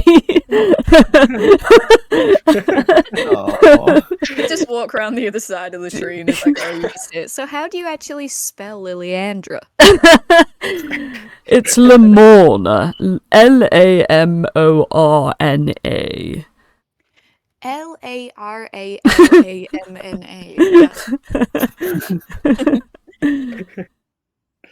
Laramma. He like peeks from behind the tree.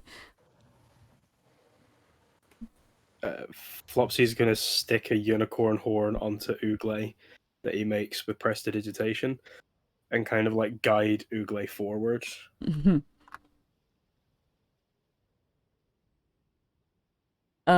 you cannot eat Lamorna. Yes, that's a very important thing. You can't eat anything in here unless we say it's okay to eat. Are you speaking with animals?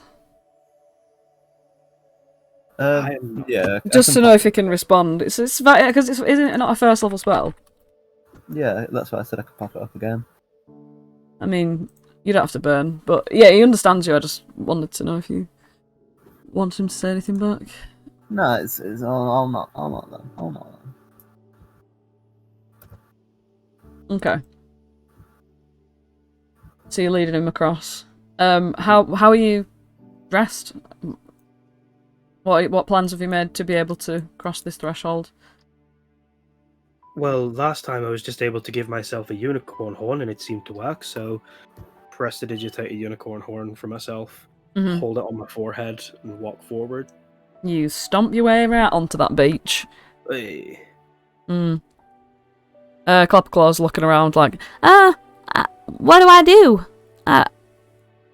Oh, I didn't know if you wanted to stay with Holland, but you're more than welcome to come along. Oh, I'll stay with Holland. Are you sure? Yep. Okay. alright. Can you do me, Flopsy? Certainly, I'll throw the unicorn horn over to Archie. Nice. Oh, by the way, I've been learning to swim while you haven't been looking, so I'm pretty fast now. Probably Really? twice as fast as you are. Ooglay's just staring at you both like, Ooglay, do you swim? Can you go over water? he's just waiting to see just if he- staring at you. Flopsy, he's an owl bear. He can fly. Can he? I thought we were coming here to allow him to fly. Wait. I'm not sure. I think they can fly because they're part owl. I mean, now that you say it like that, it makes a bit of sense, but... Do you really think... He's quite I don't mean this in any way disparaging way, Ugle. He's quite large. Do you think that he could fly through the air? He is part bear. Ugle, knock on the floor twice if you can fly. He stares forward and makes not a single movement. Step forward and make not a single movement if you can fly. He coughs.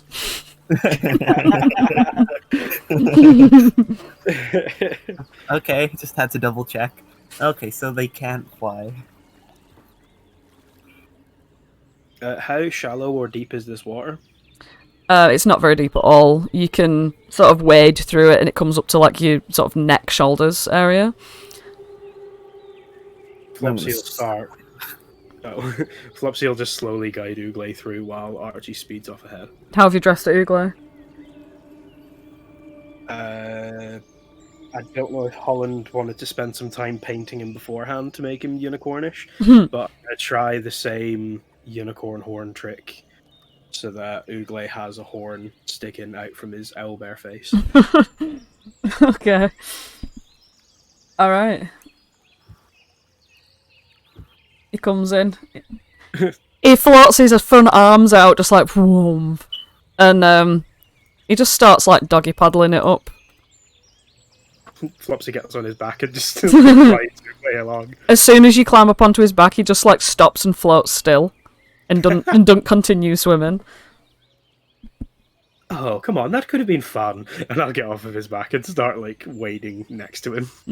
And then he leisurely starts swimming again, just focused on his direction.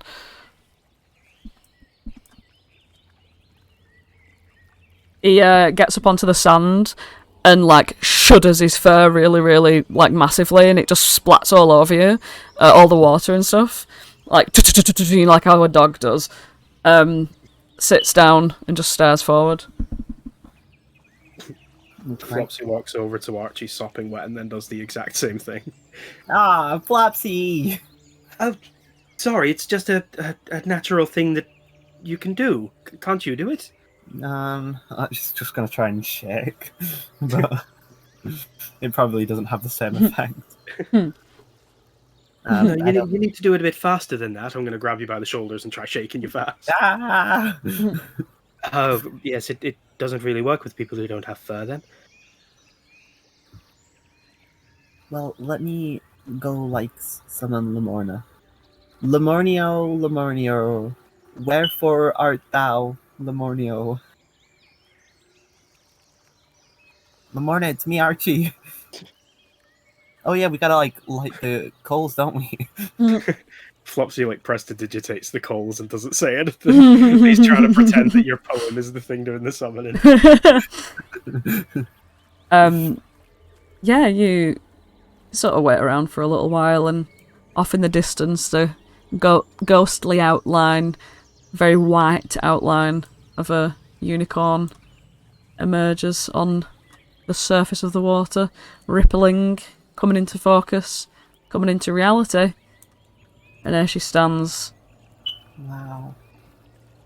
Looking at you. She looks at Ugle. Ugle looks at her.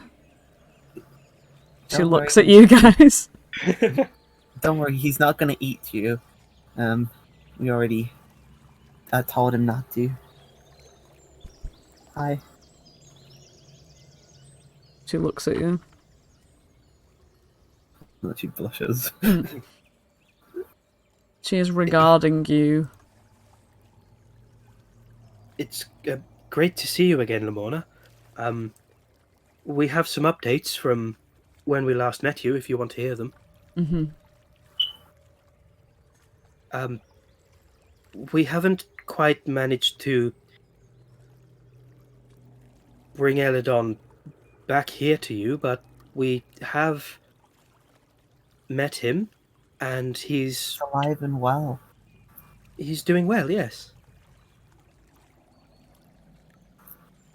She steps forth, and as she like steps with a hoof, it's like she's stepping into an atmosphere, like a bubble that you can hear her in. in your mind sort of thing. And she says, Oh, is he? My love? Alive? That's right. Where?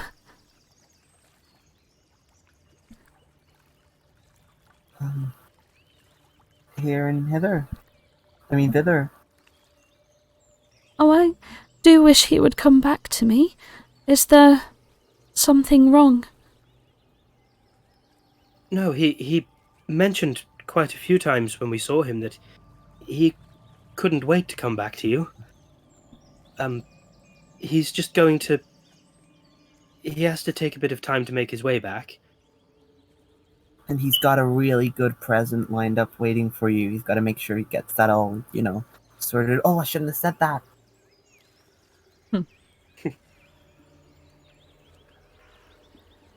she looks a bit confused. Gets what sorted? A present, like a gift. Because he can't just, show up without a box of chocolates and flowers. She's sort of give me a deception check. Yeah, this is gonna go poorly.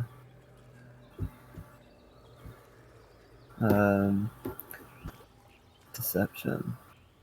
Oh, not actually. I've got plus 6. 13. Oh, she looks at you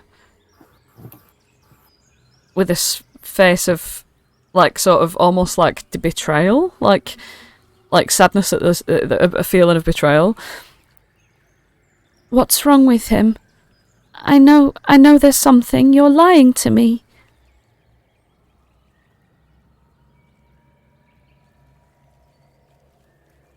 Now, there is nothing concretely wrong with him. He looks a little different to how you last saw him. And I think that's what he wants to sort out before he comes back. Yeah, he did say we could mention that he is a little bit made of wood. Made of wood? Oh, what has she done to him? Oh... She shakes her mane in a very dramatic way to the right, with her eyes closed in pain. But what has been done can be undone. I believe, anyway. I have ultimate faith in that. And, well, that's what we're gonna do. We're gonna make it so. And then when he's not woody anymore, when he's feeling a bit more, fleshy, then, he'll probably have the confidence to be able to see you. She's breathing through a little heartbroken moment, and she flutters her eyes open again. And there's little rainbowy tear going down her cheek. She sniffles. I'm sorry I lied to you, Lamorna. It's just, he said not to say too much. He's very embarrassed about it.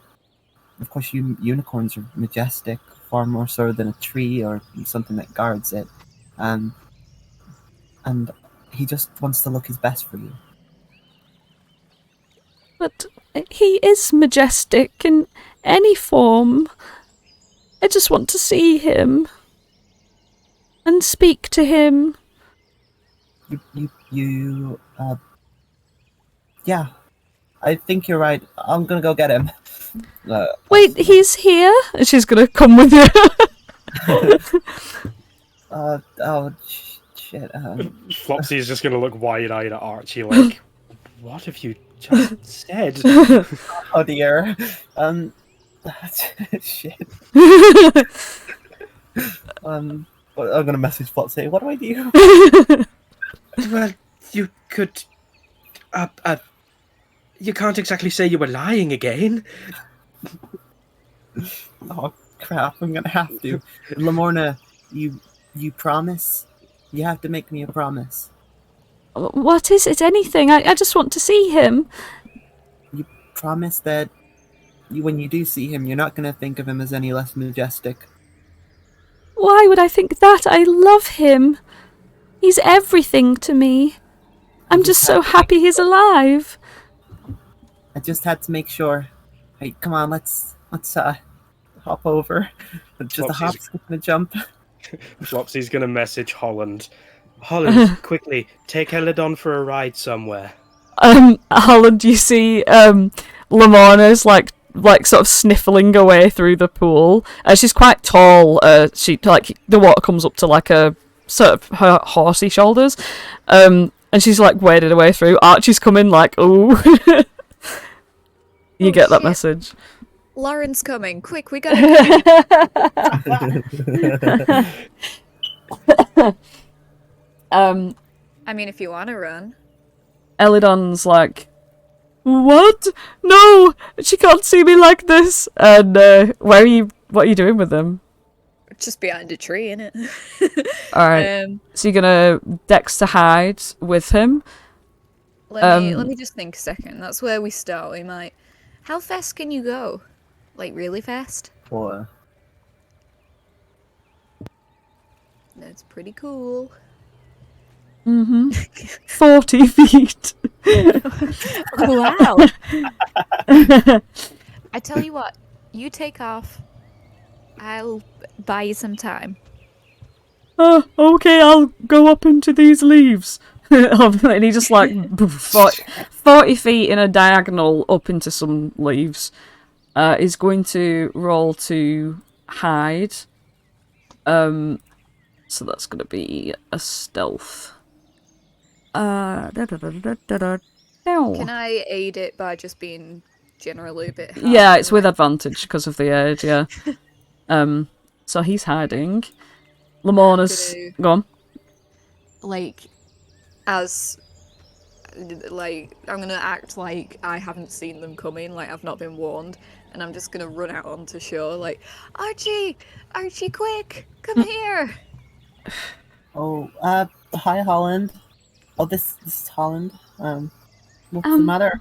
Hello, Holland. Hi. I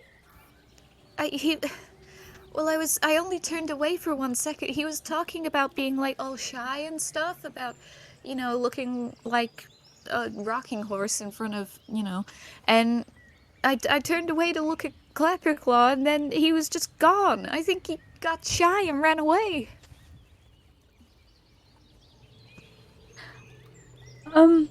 That's okay. I can look for him. She's just gonna like canter around a little bit. And yeah, she's very fast. She's like cantering and looking, like in the bushes everywhere. And let's do her check.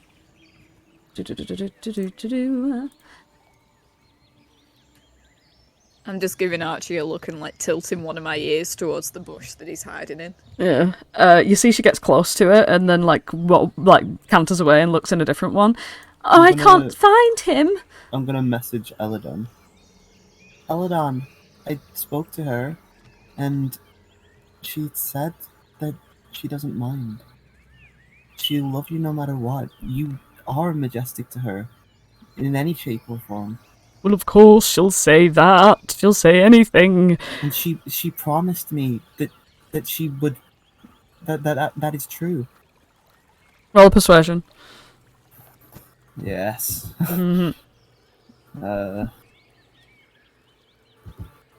16. So, what do you think? She's telling the truth? Of course she is. Really? She'd never break her word.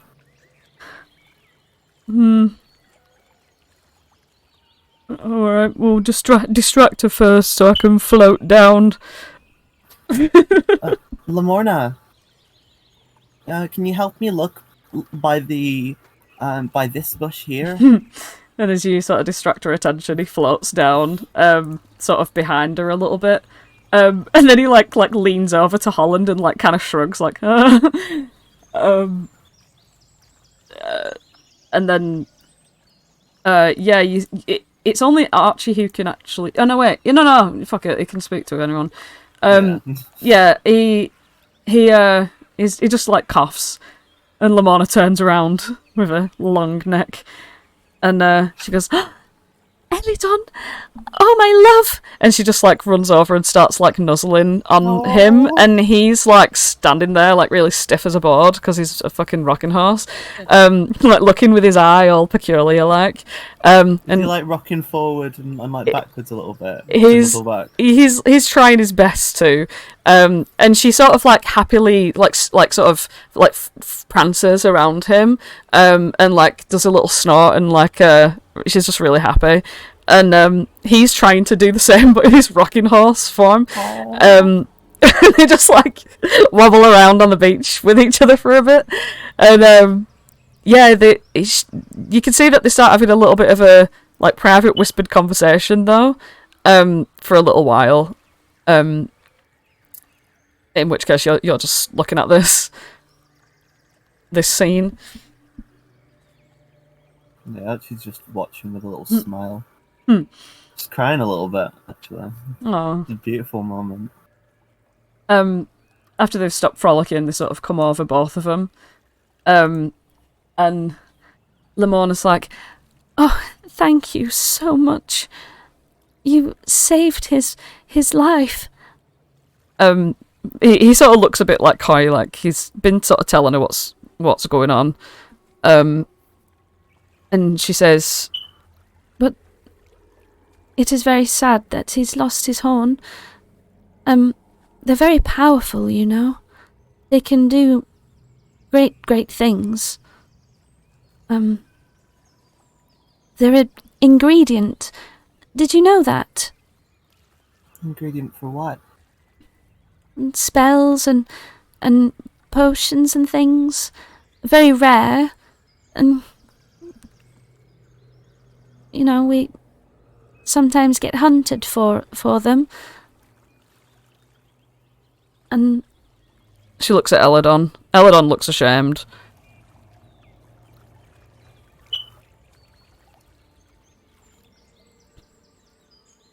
I'm sorry. But I give you both this. My word. I promise I will do whatever it takes to return your horn, Eladrin. He says, well, if anyone's going to do it, then I do believe it'll be you. Well, all of you. You were quite impressive in Scabathas, I will say.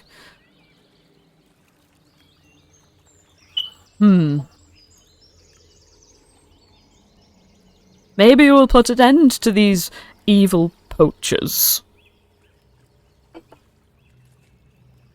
Lamona sort of like nods a little bit and it's quite strange that like they kind of like referring to like killing him, you know what I mean? Like you get this impression that Lamona's been really like sort of nodding very seriously along when he says put an end to them.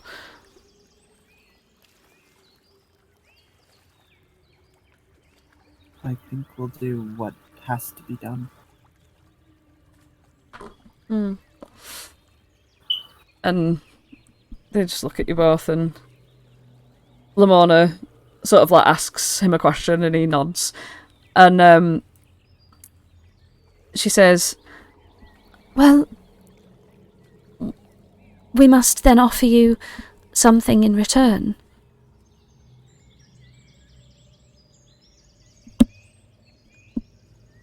Is there anything that our magic could do for you? Well, remember that owlbear across the river? Oh, the pool, I mean. The owlbear is literally just like twisted in place, and he's just staring towards Lamona. Very straight. When you all look towards Flopsy and Ooglay, Flopsy has laid out one of his checkered shirts on the floor, so it kind of looks like a checkered picnic blanket. He's sat Aw. on that, has taken a cupcake out of his bag, and has been pulling parts off, a bit for him, a bit for Ugle, and has just been talking to Ugle this entire time. And that's what you see when you look back over to them. He's just been monologuing.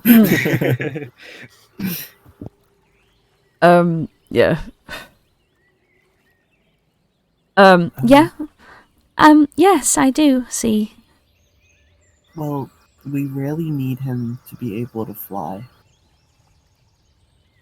Ooh. How long for? Forever would be very difficult. How long do you think he can do? I think about 4 hours would be my maximum. If we were both working together, not that it is anyone's fault at all, it would probably be longer, because Eladrin would have his horn, and our power would be doubled.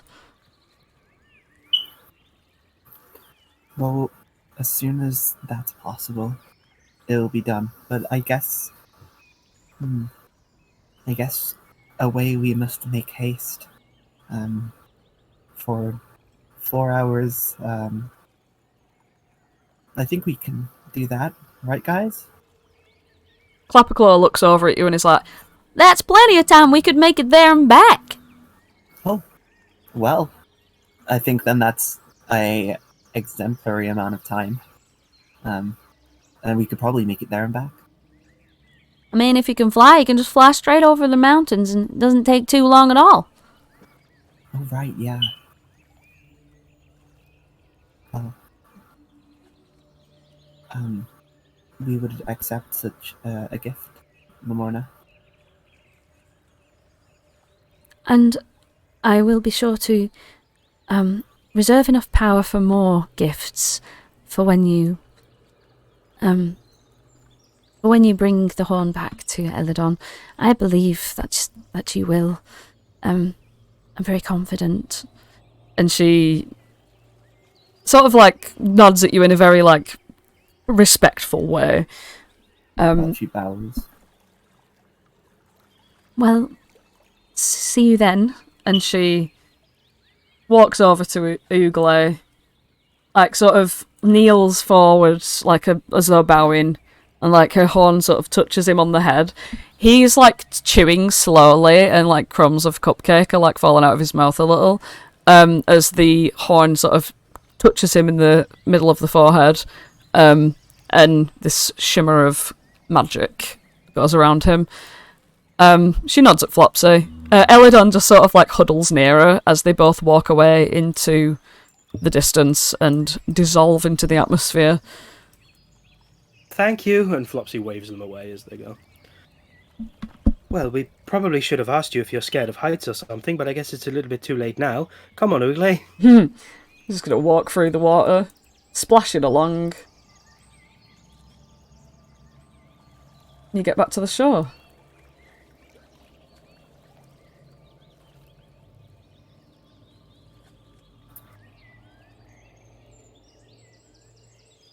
I don't know what you two did, but they seemed very happy, and I think Ugle's ready to go. We did the right thing.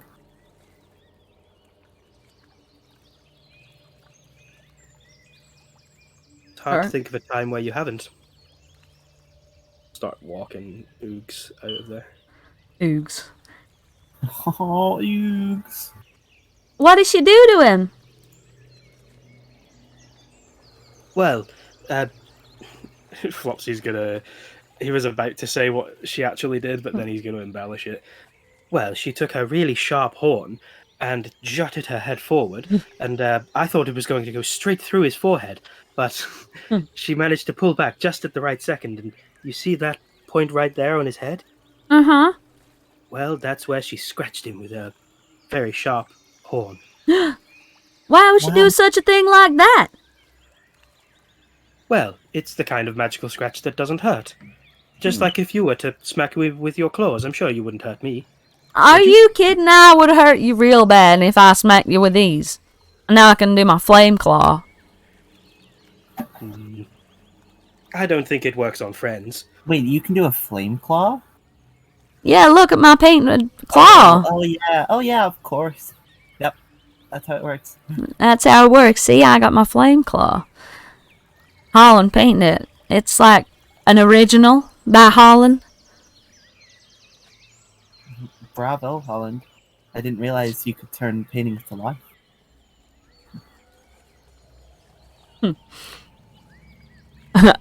Oogle's just like, what? Actually, that reminds me. Flopsy, you snuck out of your painting. My painting? Oh. Have you decided what you wanted to paint on me? I wasn't trying to sneak out of it. I do trust you. Well, now I'm gonna paint you with a flame unicorn horn. So, come here. I think I could pull that off. Flopsy genuinely believes that he could pull that off. And when he doesn't, Like paints it right underneath the brim of the fez. Can you make my face look like a unicorn? I can. Well, I can try. Yeah. And I certainly shall. Nice. Ah, do I look like a unicorn?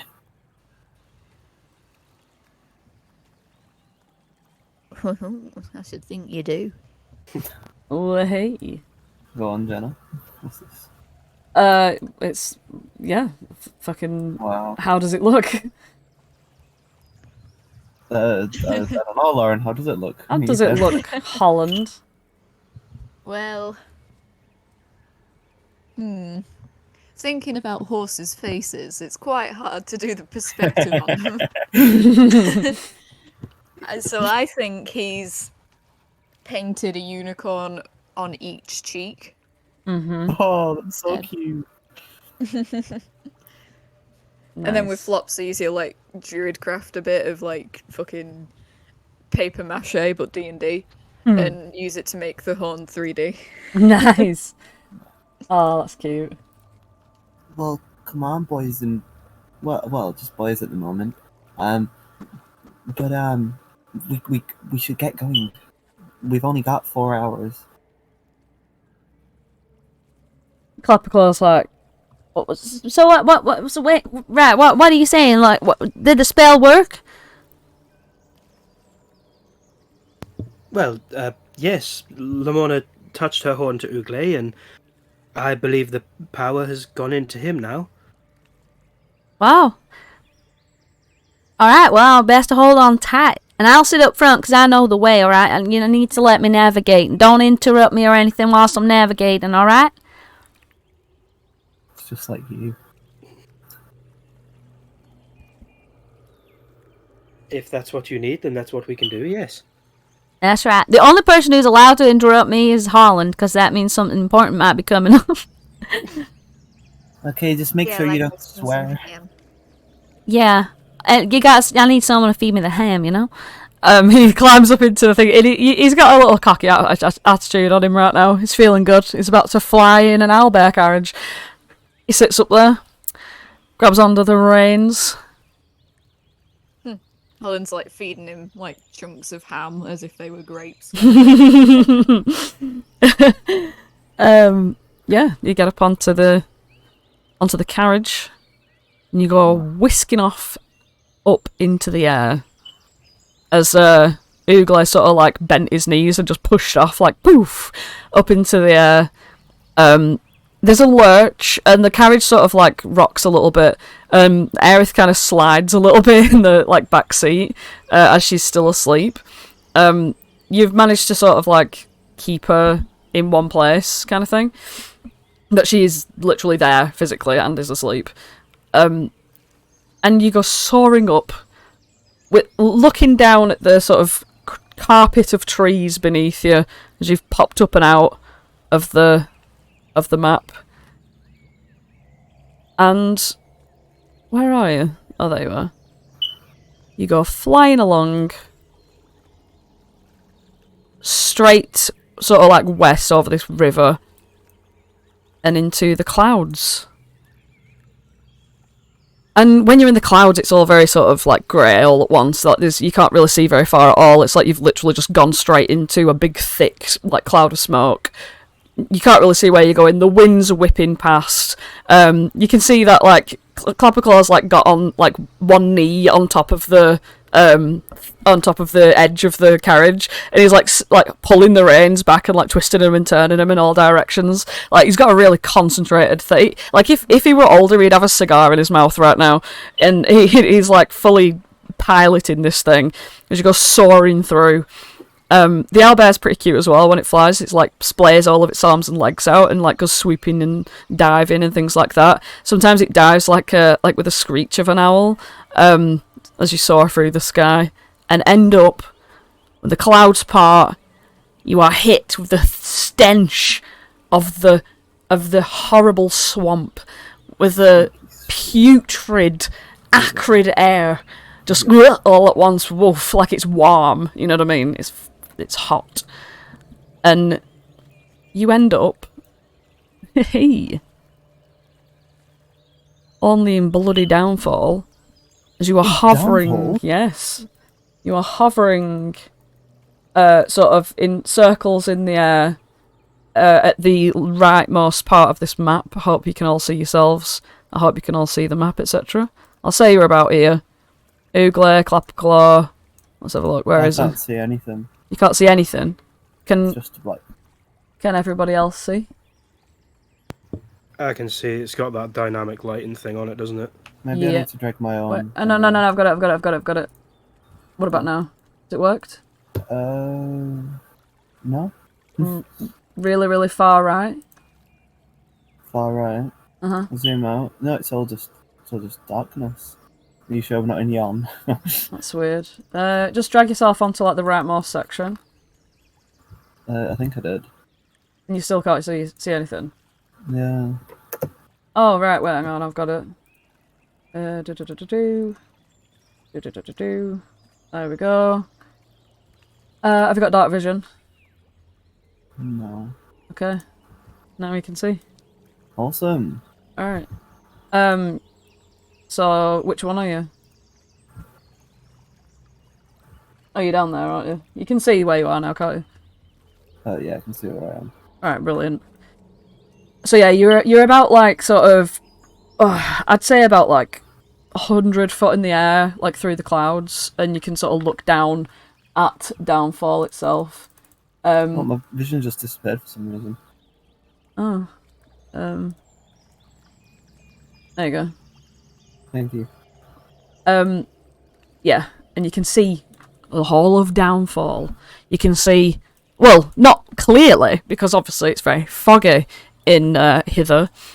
Very, very thick fog as well. You can sort of see the shadows of trees and other such things, like the sort of lumps of mushrooms to the south, the twiggy sort of like weird witch hand shaped trees, like this white one over here.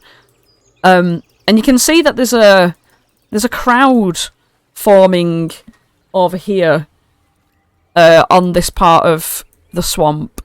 You can't quite see what's going on through the haze of fog, especially from the distance that you're at over there. But you can see that there's quite a large population of bullywug sort of standing around in that area.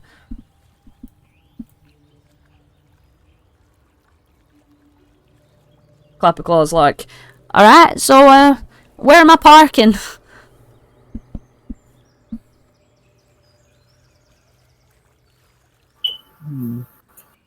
You could park on the Bavlorn's patio. What, all the way up to her house? Is that where we're going, everyone? It is where we're going. I'm not sure if we should park right there, though. She might start thinking that Ooglay and this carriage and everything is hers. Oh yeah, that's a good point. Hmm. Well, in that case, we could park outside of the soggy court. That seems probably the best, at least if we need to get away quickly. Not that anything's going to go wrong, but if we did, it's close by.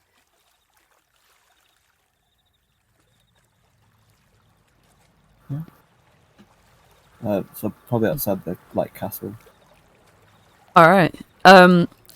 When you get to the castle, I'm just gonna pop you there. Yeah. Do you want this side of the castle, or do you want the other side, like here? The palace. Sorry, not the castle. I'll let anyone else decide. Or did you mean that you wanted to go to the court area where the nobles were? No, I did mean the castle. Okay, right. Do you want to get dropped off at like the front door, or do you want to go around the sides? The front should be fine. Alright. You sort of gracefully drop down. The carriage doesn't land as gracefully as Ugle does, with a little thunk with its landing on its two wheels, like doo-doo-doo. And you shake a little bit. Aerith doesn't wake up. And yeah, you hear outside the Bullywug palace, and there seems to be a bit of unrest going on amongst the sort of people there. There's a lot fewer guards than there usually are. There's actually just one guard on with the crocodile, and they look like they look like something's going on, basically.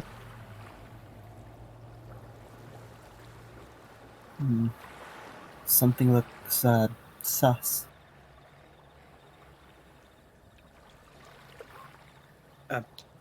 Hello. Do you recognize us? We were here not too long ago. We're back. Yes. He looks like he don't want to speak to you. Well, we were quite friendly with your king, and he let us into his castle. What is it called? Sorry, palace. Mm-hmm. He let us into his palace. We were just wondering if we could, perchance, go back in there.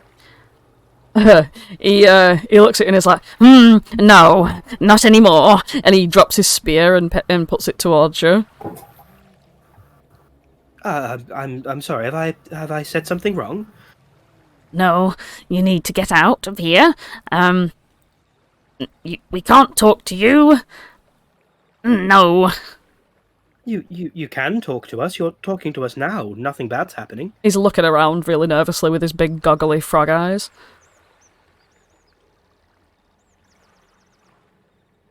What's even the problem? Why can't you talk to us?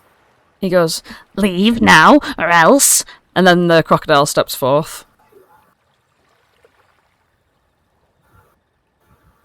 Just looks bad.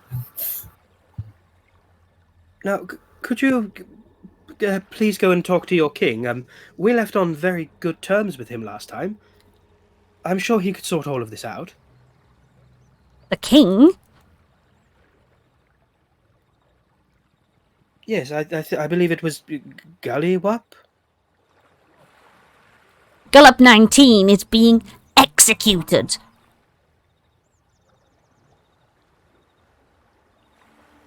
Flopsy looks a bit shocked, but then remembers the way that the bullywugs are, and isn't as shocked anymore. Archie looks really sad. He just probably slumps back a little bit.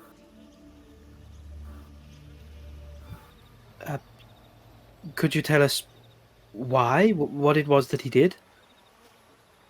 He like hops over here and points all the way down the length of across, like past Bavlona's cottage, all the way to this area. And through the fog you can see like a bit more of the gathering there. And amongst all the bullywugs is this huge toad-like silhouette with long wet hair and big creepy arms, standing at the head of it all.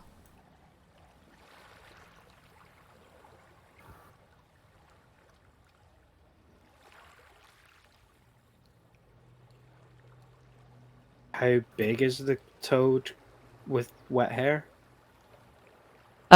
Quite a bit bigger than the bullywugs. It doesn't look to be the shape of an actual large toad, Is though. it Bavlorna? I was gonna say that's Bavlorna, right? Whatever.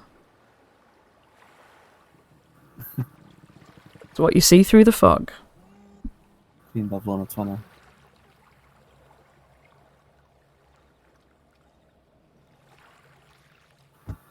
Is that Bavlorna? And he just points and he goes, "There's the execution." Well, come on, guys. And Archie's just gonna rush on over. To where? I don't really want to see an execution. Where are you rushing to? Like, just stop this execution. It's here, down here. The other just gone the wrong way. Oh, it's all the way down. It's all the way down there. Gathering as well. All No, the way it's down. all the way down here, across Bavlona's cottage, past Bavlona's cottage, all the way down here. Oh, right. Oh, we don't have time to go the long way. Alright, I'm gonna swim. You just dive straight into the water. Yeah, I've got 30 feet movement speed. Okay. Yeah, no, I'm probably gonna die from it. Like, constitution or something. Do I need to roll a con save? I mean, just let me look at something here.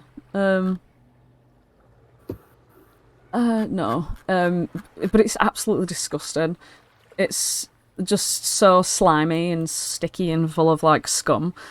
And and as you go swimming underneath this rope here, underneath this rope here, and you sort of like perch behind that little like rotten wooden rowboat, someone climbs over your head on this rope, and you see them sort of scurry up over and past you, and it's this elf, and she has like this like really nice long like sort of brown hair, and she looks down at you and spots you, and she sees you spot her, and she like looks like, oh shit, and then like goes into the thing. You hear her feet sort of like doof doof on the wooden boards of Bavlona's porch thing, and that's where you are. She's very high up above you. You can't like speak to her.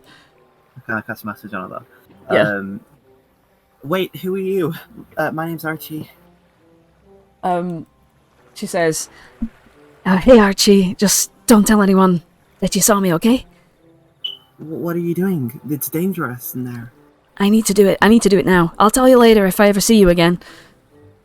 Oh, goodness. Okay. Alright, bye. And she like jumps into the place. All right.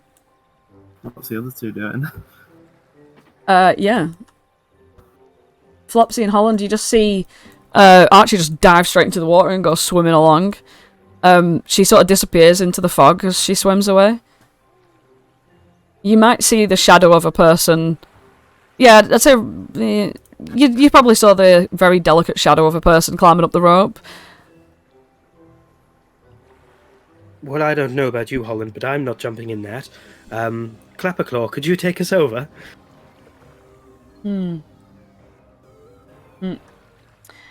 Clapperclaw. What do you mean in the carriage? Well, you're very good at piloting Oogle. Alright. You want to get inside? Whoop. He gets in. You fly up with Oogle. Oh, sorry, what? I was just going to say, Holland, are you coming along as well? Yeah, I am. Alright, you get on the carriage and Oogle goes flying up into the air. You three on the back, well, Clapperclaw on the front, flying over, and you get to the same places around about here where Archie is, and you're close enough to overhear what's going on. You first of all hear a lot of like rop, rop, rop, rop, rop, rop sort of sounds, which you know, them all being very bullywug like in their gossiping. But But then you see, you sort of can hear through all of the noise.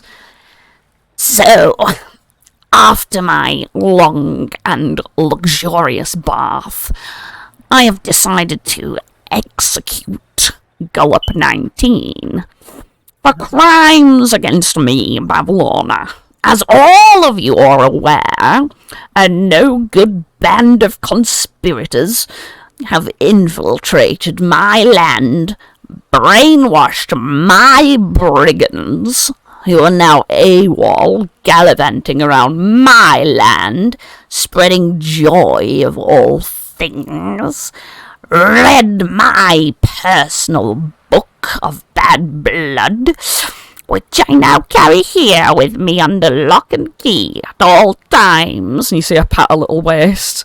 And who helped them? Who aided these criminals in their meddling? Your so-called king. She, like, puts her finger right on his head.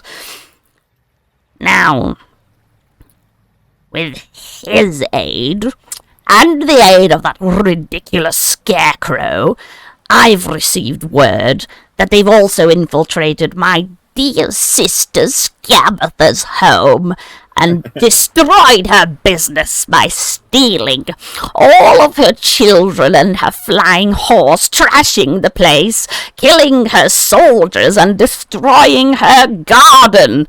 They also vomited all over her bedroom, but I think that's an improvement on her garish, disgusting taste. She has no sense of decor whatsoever. Either way, what good is any sibling rivalry when she's so lowly now? I can't feel the thrill of a nefarious prank when she's just so pathetic. And worst of all is I have reasons to believe that these conspirators are agents of the wonderful, perfect, lovely, pretty little Zybilna herself. Zybilna, ugh, disgusting. She thinks she's so clever. Well, she's not. She's ugly and spiteful, and she thinks she's so much better than us. Who does she think she's kidding? She looks ugly in that horrible dress. It's just way too tight in all the wrong places, and oh, she has the nerve to call me stinky when she's the one who chooses to smell like sweet violets. How anyone can be interested in her is beyond me. Love, bleh. This Prismere is just an excuse to fulfill all of her stupid, unrealistic little fantasies. And yes, we all hate each other, sure, but we work together to bring Zybilna down, and I will not stand for anyone who wishes to bring her back up. Mother has taught us well about the dangers of love and joy and happiness, and I will never allow anyone to go against Mother's teachings, especially not her. Anyway, chop his head off. I've had enough. Oh, also, Illig, Baron of Muckstump, will be the new king, because your name reminds me of my sister Igwilv, so that means you have to set an example of my mother's teachings and don't do anything to get into this book. Unless you're too good at mother's teachings, in which case I will be writing you up. And she like fucking like just brings this huge like sort of like swing of her arm down, and this illusory like knife just whoosh through the air, and Gullop's head, like he has like the time to like open his eyes really wide, and it just flies straight off, bounces onto the ground, and the rest of the bullywug's like blah blah blah blah blah blah blah. Illig steps forward, and his speech fades off into the distance as he starts to go on, and Bavlorna sort of walks past. You see that she sort of holds onto a cauldron as she's sort of walking over here, and you see that she's about to like slide into the swamp. By the way, what are you guys doing?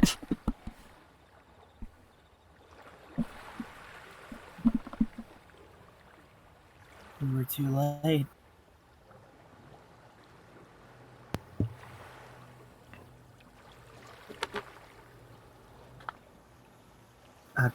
listen, there's like someone who's just gone in there, and I guess like she's not come out yet. She might not come out. I think we need to make sure that only one person dies today, or maybe two. And she looks over at Bavlorna. After hearing all that, you want to go inside her house? I don't think we have the choice to not save someone who needs help. Well, when you put it like that, I suppose we have to go with Plan A. Clapperclaw, can you park Ugle on Bavlorna's patio?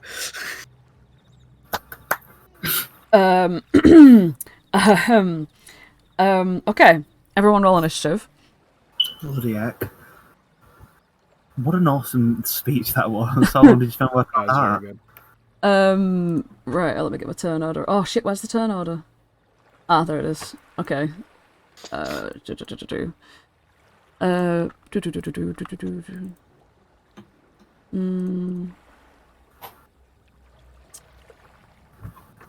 Okay. Oh my god, I forgot about all this shit. I'm just gonna delete everything and please just put yourself back on. Just roll it again.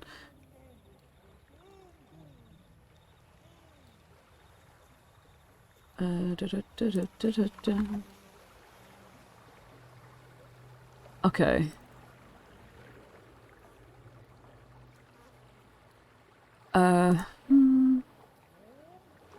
Oh shit, Ugle got 3. He's just staring. Okay.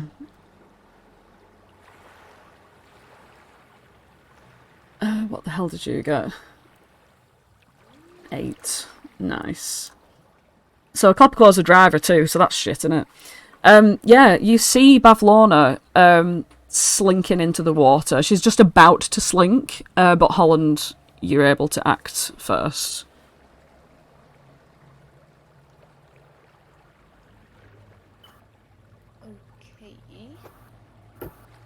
Okay. I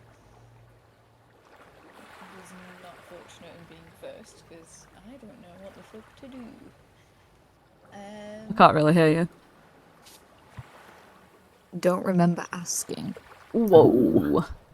Hey. God, what a hard life. I have to pick up my microphone. Ugh. You guys can't imagine. We're like Holland, but earlier in the season. Well, I'm going to, I guess, start moving towards these stairs. So you jump off the carriage. Yeah. So you jump off the carriage into the water and you run up to the stairs. Where Yeah, you actually could bunny hop actually straight onto the stairs, to be fair. Bavlorna's down here. Oh, yeah. And she's about to slink into this water. Mm-hmm. Just being nefarious, don't mind me.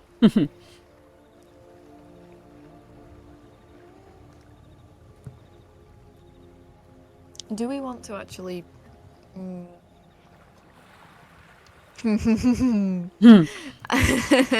No, I'm gonna actually be a paladin for once, and I'm gonna cast Bless on all of y'all. Oh, And myself. Nice. Okay. Everyone's got a bit of blessing. Thank you for that. Hey. Now, Bavlorna slinks down into the water. And she's just gonna make a very, casual little swim over in this direction. Bloody heck. Beep. Archie, do a stealth to be hidden behind this... Lincoln hack. Behind this thingy. Oh, that's a Nat One. Is it not? No, I'm not invisible. Never mind. Yeah, it's a Nat One. Okay. She starts swimming over, giving it that full breaststroke, you know what I mean? You know, she's just sliding along that water, being the big Bavlorna she is. And she's like dipping her head under in the swamp water and shaking her head a little bit as she goes. And as she opens like a big, like, wet eyes, like, she looks directly at you and she goes, "You!" And she's gonna, like, lunge forth with a horrible finger, like, "Ah!" And she's gonna make no, like, hesitation to blast you with a fucking withering ray. Oh my god. That's a nat 20. Oh Silvery my barbs. God. Silvery barbs. Thank God. Okay. Yeah. Well, let's have a look here. Is silvery barb something that you can see? It is just verbal, so Flopsy would have to make some sort of sound. So he's just gonna mumble, "Oh no!" Yeah, you can see everything. Right. Okay. Right. So she goes again. 21. 21 will hit, but it will not crit. And that's 17 necrotic damage coming your way. Now, That's a lot of damage for not a crit. yeah. She's like screaming. And then at that, all these bullywugs as well sort of take notice. And they like thrust their attention towards you two. Yeah. She's got some fucking backup. They join the initiative. And this one is next. He's going to jump his way over. He can swim 40 feet. You better come back.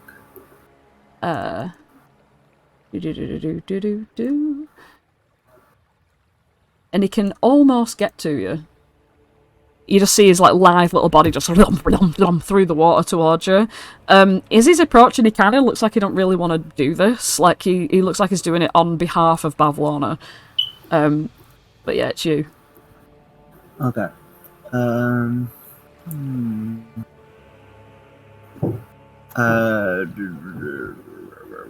Yeah, okay. So I want to bonus action Zephyr Strike. Mm-hmm.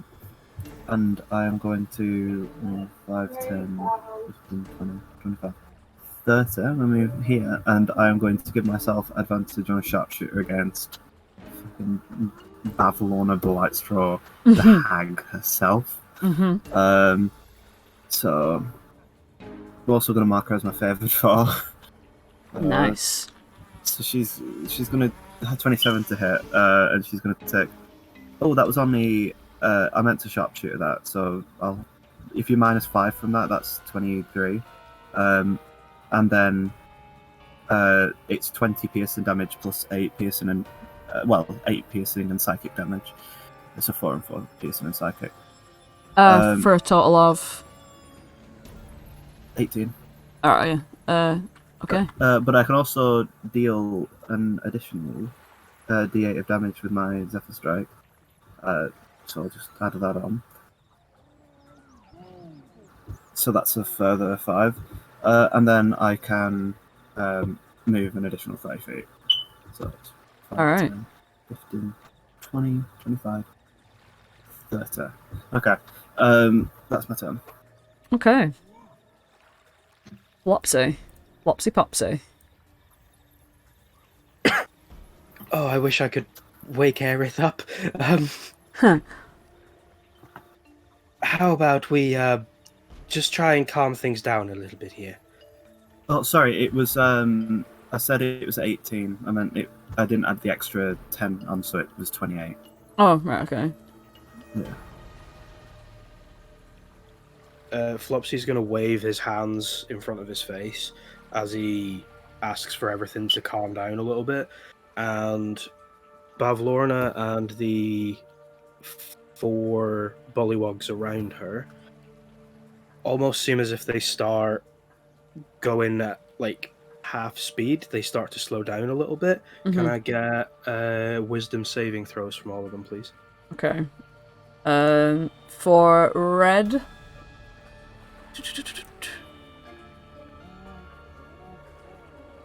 Fail. Let's have a look here. Bloody Nora. Yeah, I know you like your colour coding, so I'm just gonna do that. Yep. Blue. Blue fails. Green fails. Oh my goodness. Orange. 19. Number 19. And Bavlona herself. Let's have a look at this. Fails. Yes. Only this one's like still going for it, and like he's like looking around like what? When everyone else is like, whoa. Okay. So they all have -2 to their AC. If they have to do dex saves, it's -2. Can't use reactions, use half movement, and they can only use a bonus action or an action on their turn. That's amazing. That's very good for Bavlona. If she wants to cast a spell, she needs to roll a d20, and if she rolls an 11 or higher, it only gets cast on her next turn. Nice. So, oh, because she's so slow. Okay. That was perfect that she was the one that failed that. I would love perfect. I'd love you to remind me of those things as well, because like, that's a lot. And it's so much to keep up with. Yeah, I've got like really small text as well.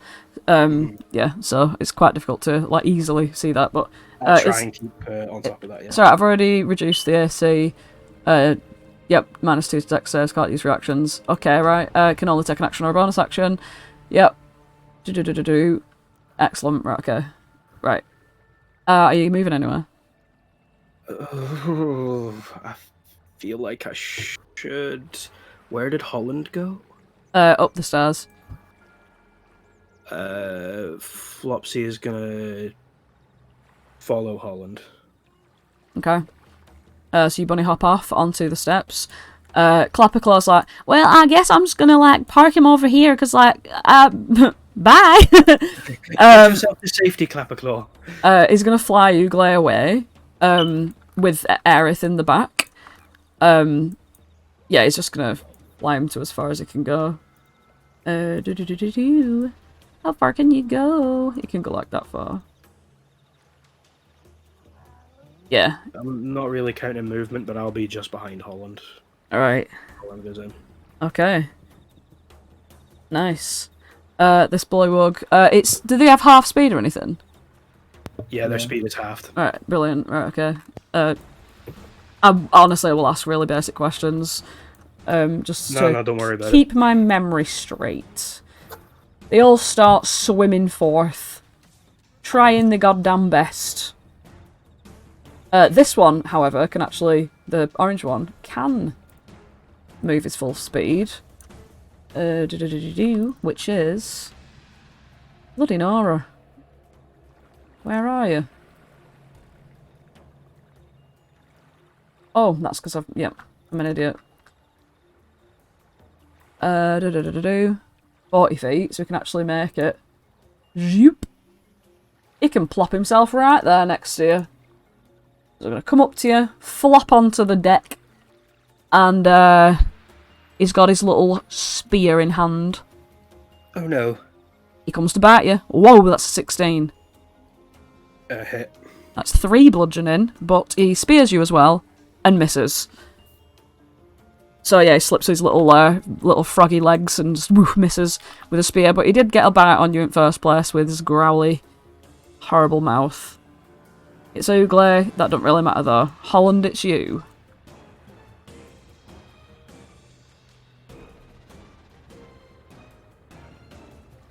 I've got too many buttons to press. Well, I'll say that for free. Bloody Nora. I'm really committed to my method acting, what can I say? Holland's gonna sort of fucking, I don't know. Yeah, he's gonna scoot on back down to Flopsy, seeing that Flopsy's in danger. I'd like to, as my action kind of. Well, actually, I don't know if I'd be able to do this as part of the thing. Whatever. Shut up, Jen. I'll keep my nose out in future. Yeah, you don't ask me questions, and I won't give you answers. How about that? I won't tell you no lies. I'm gonna clasp Flopsy's hand and sort of, I'm picturing like arm crossed to clasp, and he uses the sort of connection to like twist and put himself between Flopsy and the orange guy. Mm-hmm. But as he's clasping his hand, and he looks him in the eyes and is like, I guess we're doing this. And he's gonna cast Warding Bond on our Flopsykins. Ooh. Okay. Which I will put in chat, which is mainly for Flopsy. So okay. Enjoy that. So Flopsy moves there. Holland, you're there. Wait. Holland's there. Yeah, there we go. Yeah. Okay. Warding Bond for Flopsy. And I am going to just use my bonus action to like brace my shield against this guy. Okay. Alright. It's Bavlorna. Bavlorna, who's failed this save. She can make it up to here. Okay. She's gonna travel on down. And she, like, sidles up alongside you. Like, in the water, all horrible, like. And she's gonna come to about here. Right next to you. And she's gonna stare at you. And she's gonna laugh. And she's gonna go, ha ha ha. Not you. That's pointless. And she scratches at Flopsy. With disadvantage because of my fighting style. Because of your fighting style, yep. Here we go. She's actually gonna like lean forward and like crack her mouth open, so it's like a huge giant snake devouring like a rat or something. 21 to hit. Oh yeah, that hits, even with the +1 to AC that I have. Ooh. She it's 8 piercing damage, and make an athletics check, please. First, I'm resistant to all damage, so I only take 4 of that. Mm-hmm. Holland, you take 4 damage as well. I do indeed. Athletics check, was that? Yeah.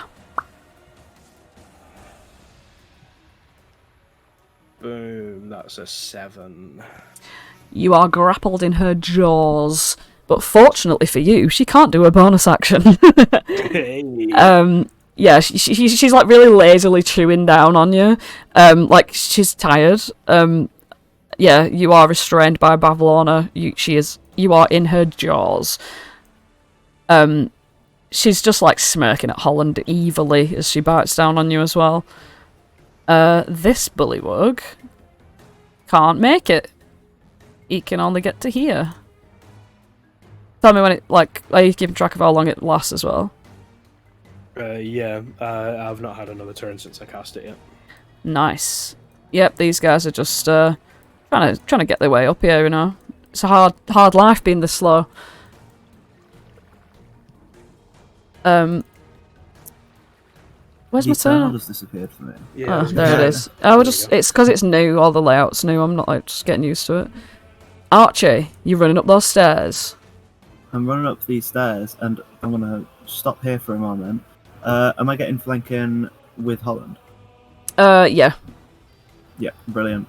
So I'm going to bonus action cast Hunter's Mark on you know who, and I'm going to. Wait. Let me just make sure about the long range flank. No.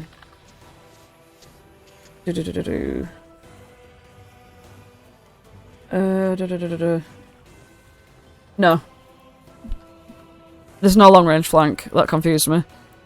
No, okay. Okay. So in that case, I'm gonna just sharpshooter favoured for, and also she's got Hunter's Mark cast on her. Mm-hmm. Hopefully this will hit. Does an 18 hit? That does with the lower AC. Okay. She's going to take 26 damage and an additional d8. So she's going to do an additional 3. So that's 29 in total. Nice. And that's what I can do on my turn. Excellente. Nice.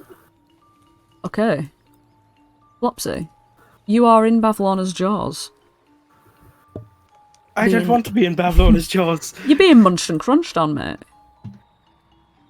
Can I grapple out? You can try. I was going to say, there's no way that I can slip out with Dex, is there? It's going to be a strength fight. Ah, wait a second. She can also make the save to not be slow anymore. So let me just do that now. Slack-jawed Bavlona. She's also, still slow, but yeah. Sorry, it's not a D8, it's a D6. Do you want me to reroll or just going forward? Just keep the 3. Yep. So yeah, she's still slow, by the way. But yeah, sorry, Flopsy, what are you gonna do? With it being a contest, can I, with her jaw going quite slow, can I try and dex my way out, like duck down and slip out, or would it have to be strength based? It'd have to be athletics. Okie dokie. I'm gonna try and fight back against her jaw with a 23. And she. Yep, you squeeze your way out of there, and she clenches her teeth down like hard, like, and she looks at you like a predator. Bye. Run away from her. As fast She as can't my take little reactions, can she? Can't take It's- reactions. Hey, you little shit. Hey. Just out of curiosity. Oh wait, no, because he would get an attack of opportunity if I pulled Holland as well. I was gonna say, can I pull Holland too? Scratch that. I'm just gonna move myself. Okay. I don't know the measurements on this map, so I can get to right there. Nope, need to use the select tool to actually move. Mm-hmm. She can't take opportunity attack either. Hey. Mm-hmm. Nice. Nice. Good job, Flopsy. He's Okay. actually trying to get useful spells now. That bullywug's gonna make it save. It's already moved this round, so save there. Whoops, that's intelligence, wisdom. That's a fail still. The red one, I believe. No, it's the green one. The green one already failed its save. The orange one doesn't need to. And it's going to try to get Holland. Alright.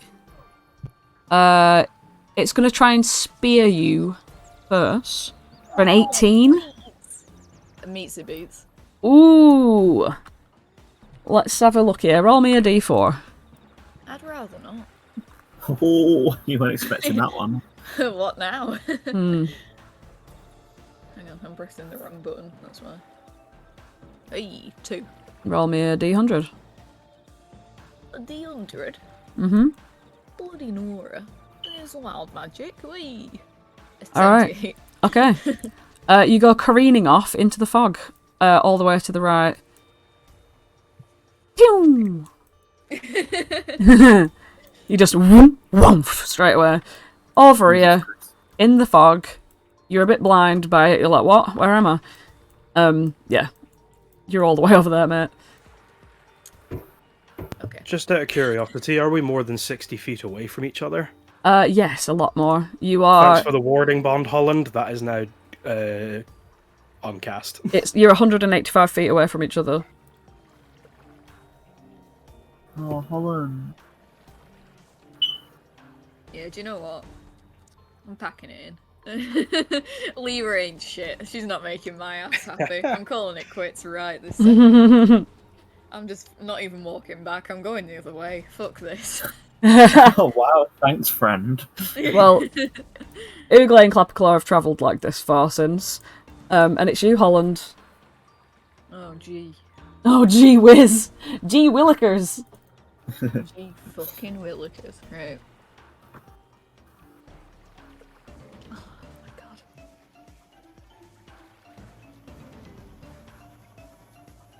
Okay.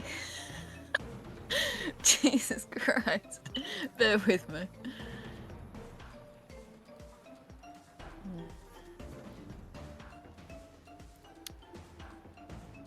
Fucking eggs. Right, okay. Holland's gonna think really long and hard about how badly he wants to get back to save his friends. He's gonna be like, "Oh, Lyra, please, that's all I've ever wanted," and he's gonna suddenly find himself slightly closer as I Misty Step. Yay! Stick that in your pipe and smoke it.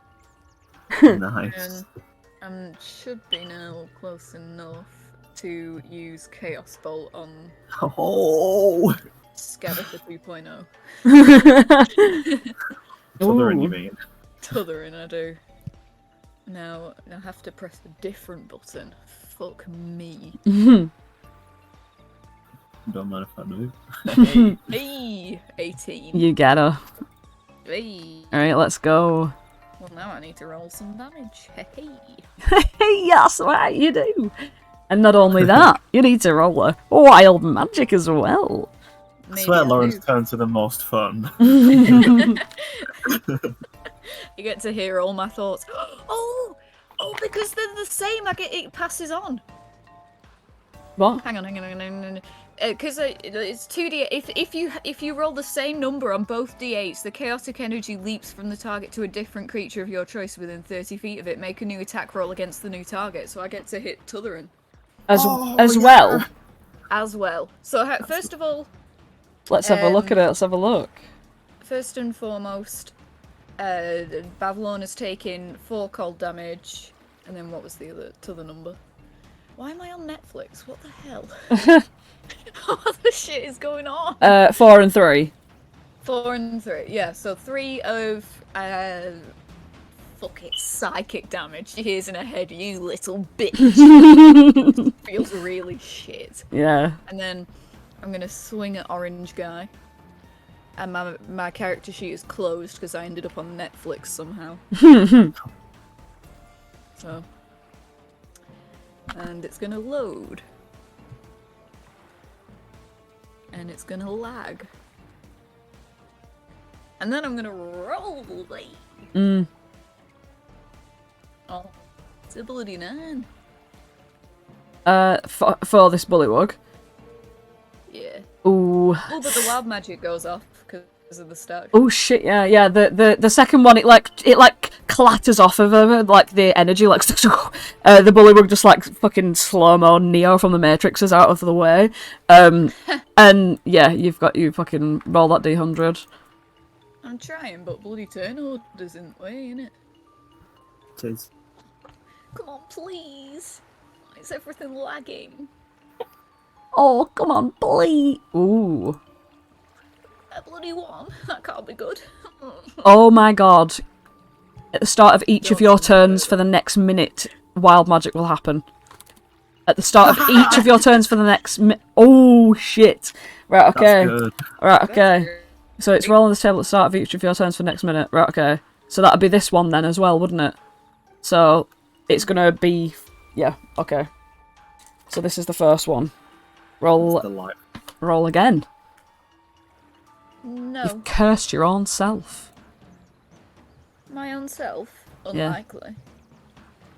Did it roll? I pressed the button, but Not yet. it's just not having it. How many It turns? says is rolling it? the dice, ... but I don't think it's lying to me. It's 10. Hey. So it This could be finishes round 30. fucking- Make a note of that. Yeah, this is round 1. Yeah. 75? 75? Bloody Nora, let's see what that is then, eh?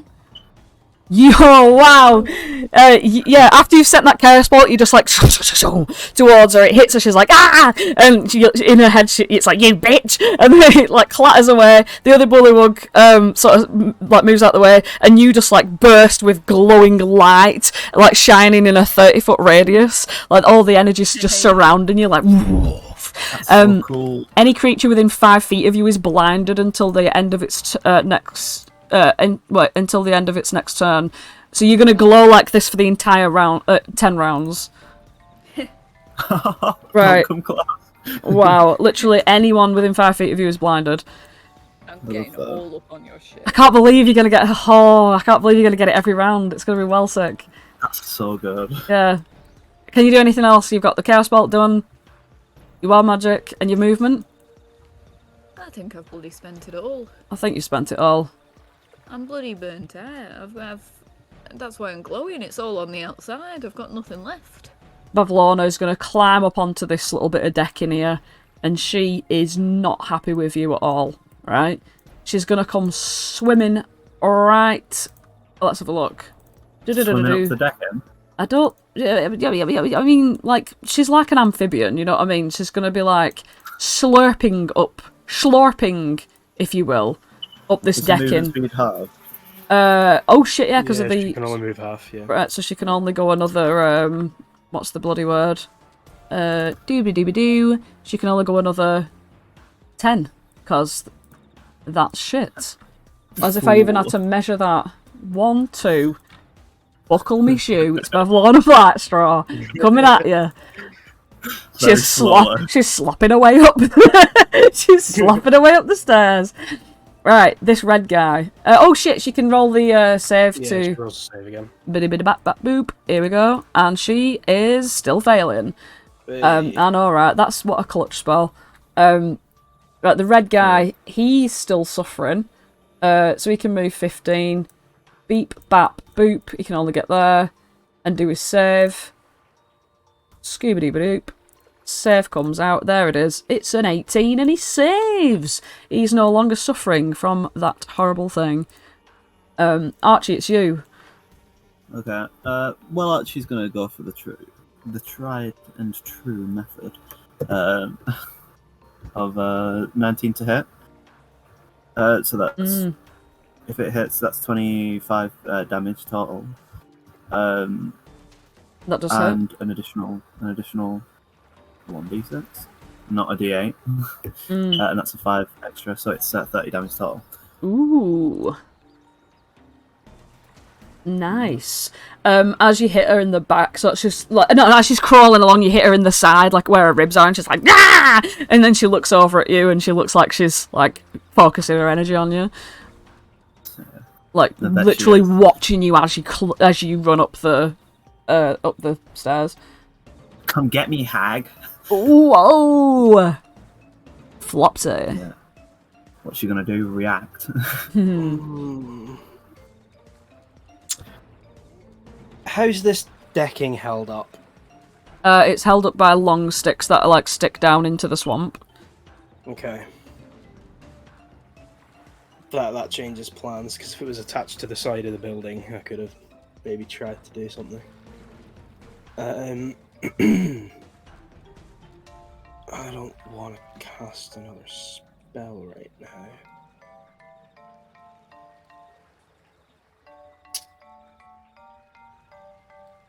I feel like I'm probably just going to spend my turn running away from Bavlorna.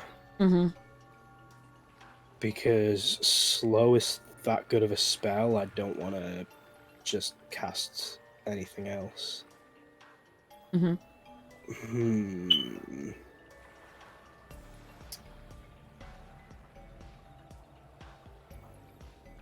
No, I don't have like anything I can throw in her way or anything, so 5, 10, 15. That's about there I can get. Mm-hmm. And yeah,